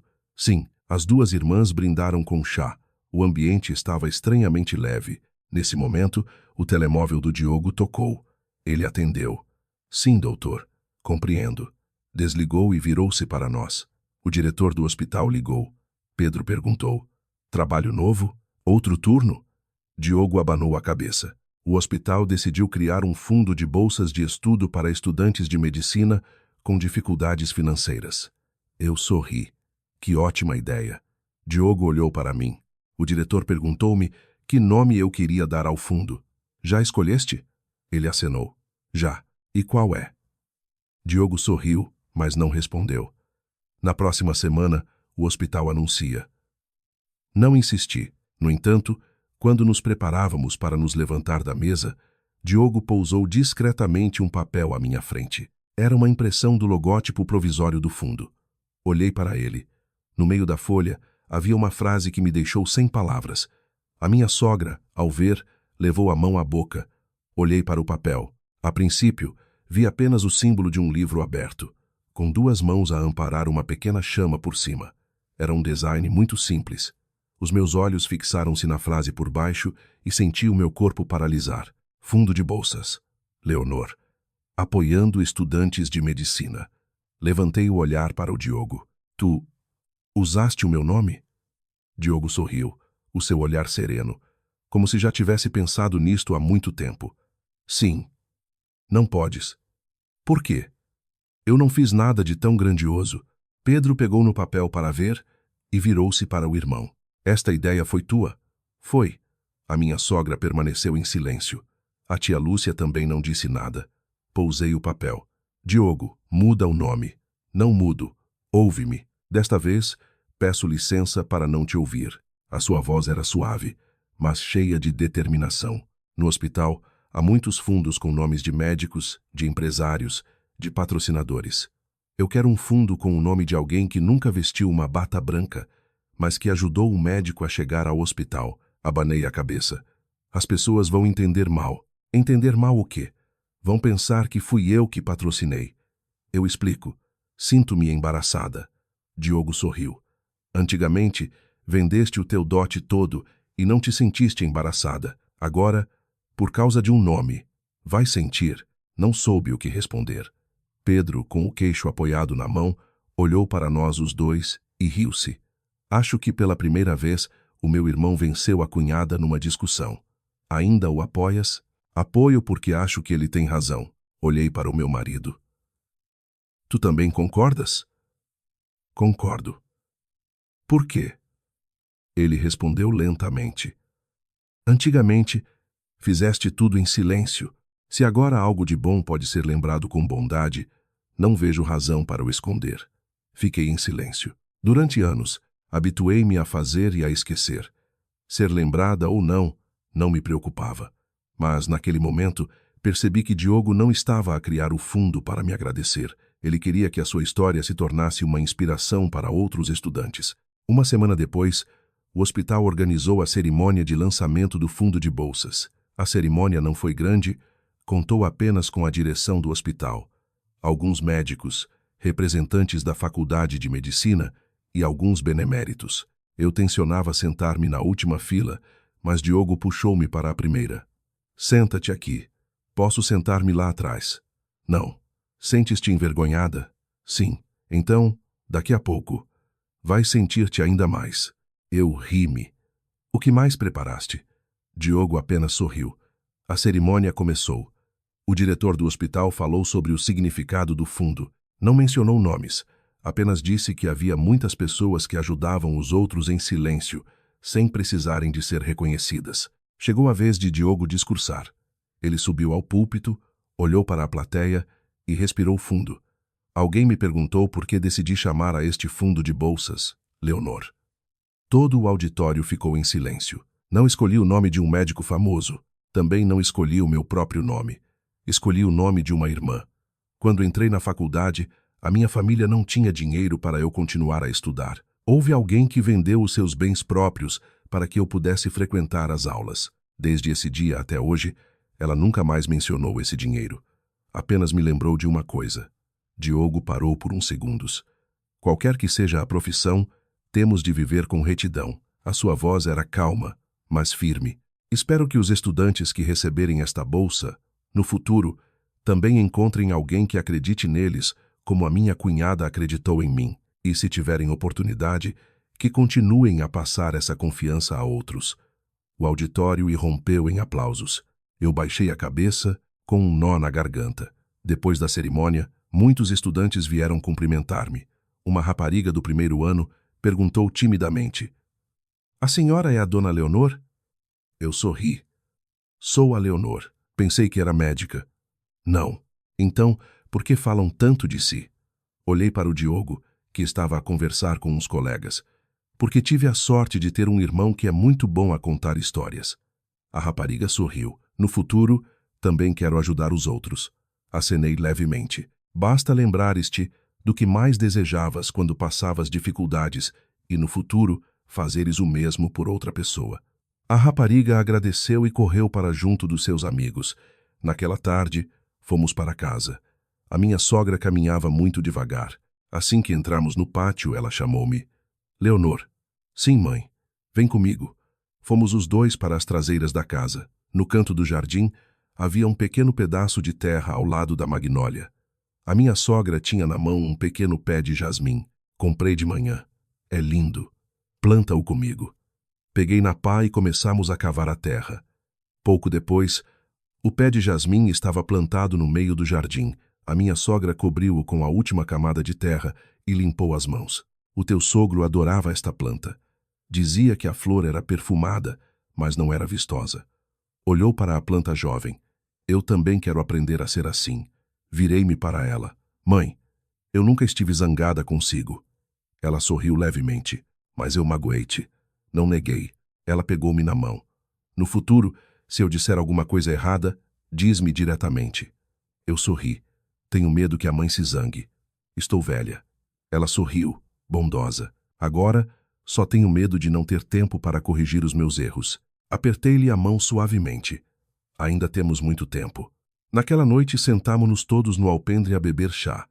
Pedro olhou para o jasmim recém-plantado. "Quem vai regar isto?" A minha sogra respondeu de imediato. "Cada um dia." Diogo sorriu. "E se eu estiver de turno?" "Trocas de turno." Pedro desatou a rir. "A planta ainda nem cresceu e já tem um horário de turnos."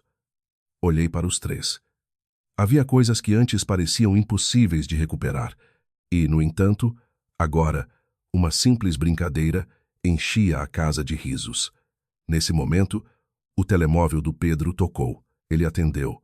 Falou por uns minutos e virou-se para mim, com os olhos a brilhar de alegria. "Leonor." "O que foi?" "A empresa acabou de aprovar a minha proposta." "Que proposta?" Pedro olhou para a mãe, para o Diogo e sorriu. "Pedi apoio para construir uma biblioteca comunitária aqui na nossa freguesia. A empresa patrocina a construção, mas os livros precisam da ajuda de todos." A minha sogra ficou surpreendida. "Ah, sério, filho?" "Sim." Diogo sorriu. "O meu hospital também pode doar livros de medicina e saúde."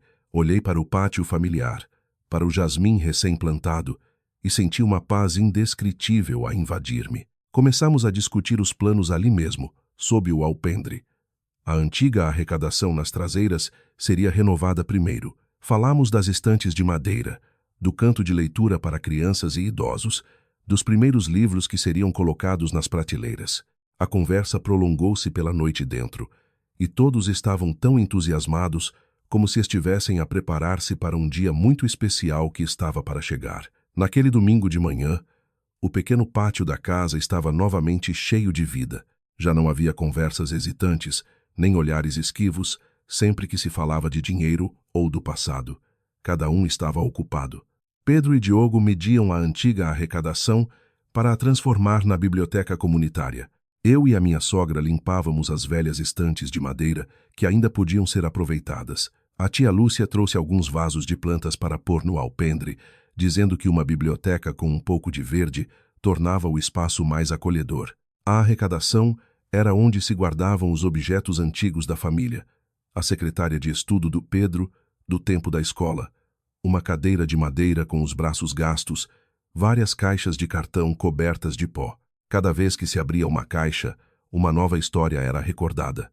Pedro pegou num livro de física antigo e riu-se. Eu era péssimo a esta disciplina, por isso escondia-o sempre no fundo do armário. A minha sogra olhou para o filho. Escondias muito bem, mas a mãe sabia sempre. Diogo riu-se abertamente, e eu a pensar que era o único com segredos. Ela abanou a cabeça. Criei-vos durante tantos anos.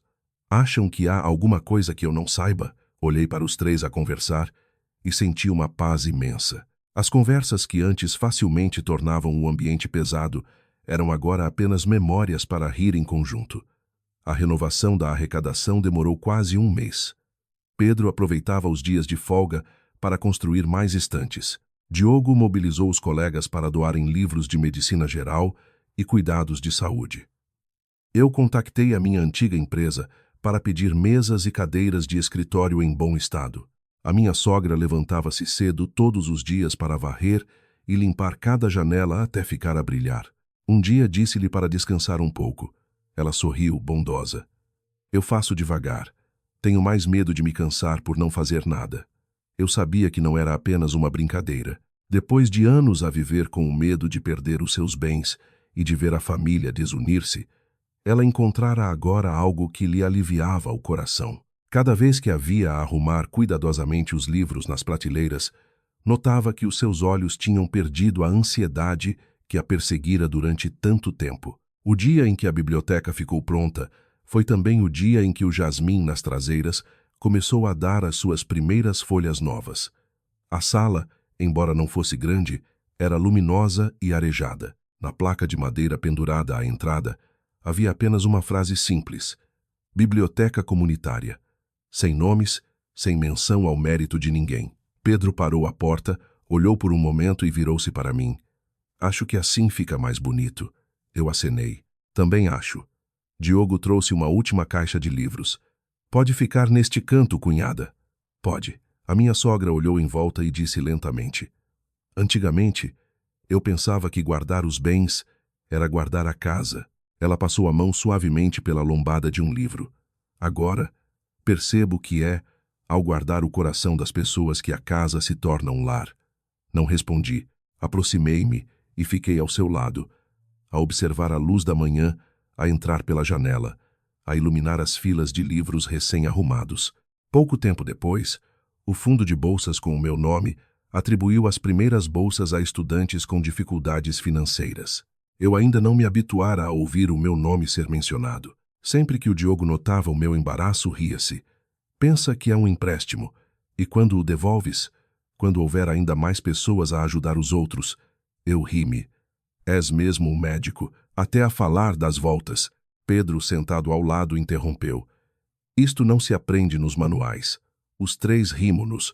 A minha sogra saiu da cozinha e, ao ouvir os risos, perguntou: Estão a gozar uns com os outros outra vez? Pedro respondeu rapidamente. Estava a perguntar à mãe se os médicos conseguem curar a teimosia. Ela olhou para o Diogo. É difícil. E a doença da Leonor? A minha sogra sorriu, com um olhar cheio de carinho. Esta rapariga é demasiado boa. Só precisa de não carregar o mundo às costas para ficar bem. A casa encheu-se de risos novamente. Risos que se espalharam pela casa, tão naturais como se sempre tivessem estado ali. Numa tarde, enquanto eu regava o jasmim, a minha sogra trouxe uma pequena caixa de madeira. Abre, peguei nela. Dentro estavam um par de brincos de ouro muito simples. Reconheci-os de imediato. Eram os brincos que a minha mãe me dera no dia do casamento. Quando vendi o terreno, vendi quase todas as minhas joias, exceto estes, que a minha sogra guardou, dizendo que era para recordação. Fiquei surpreendida.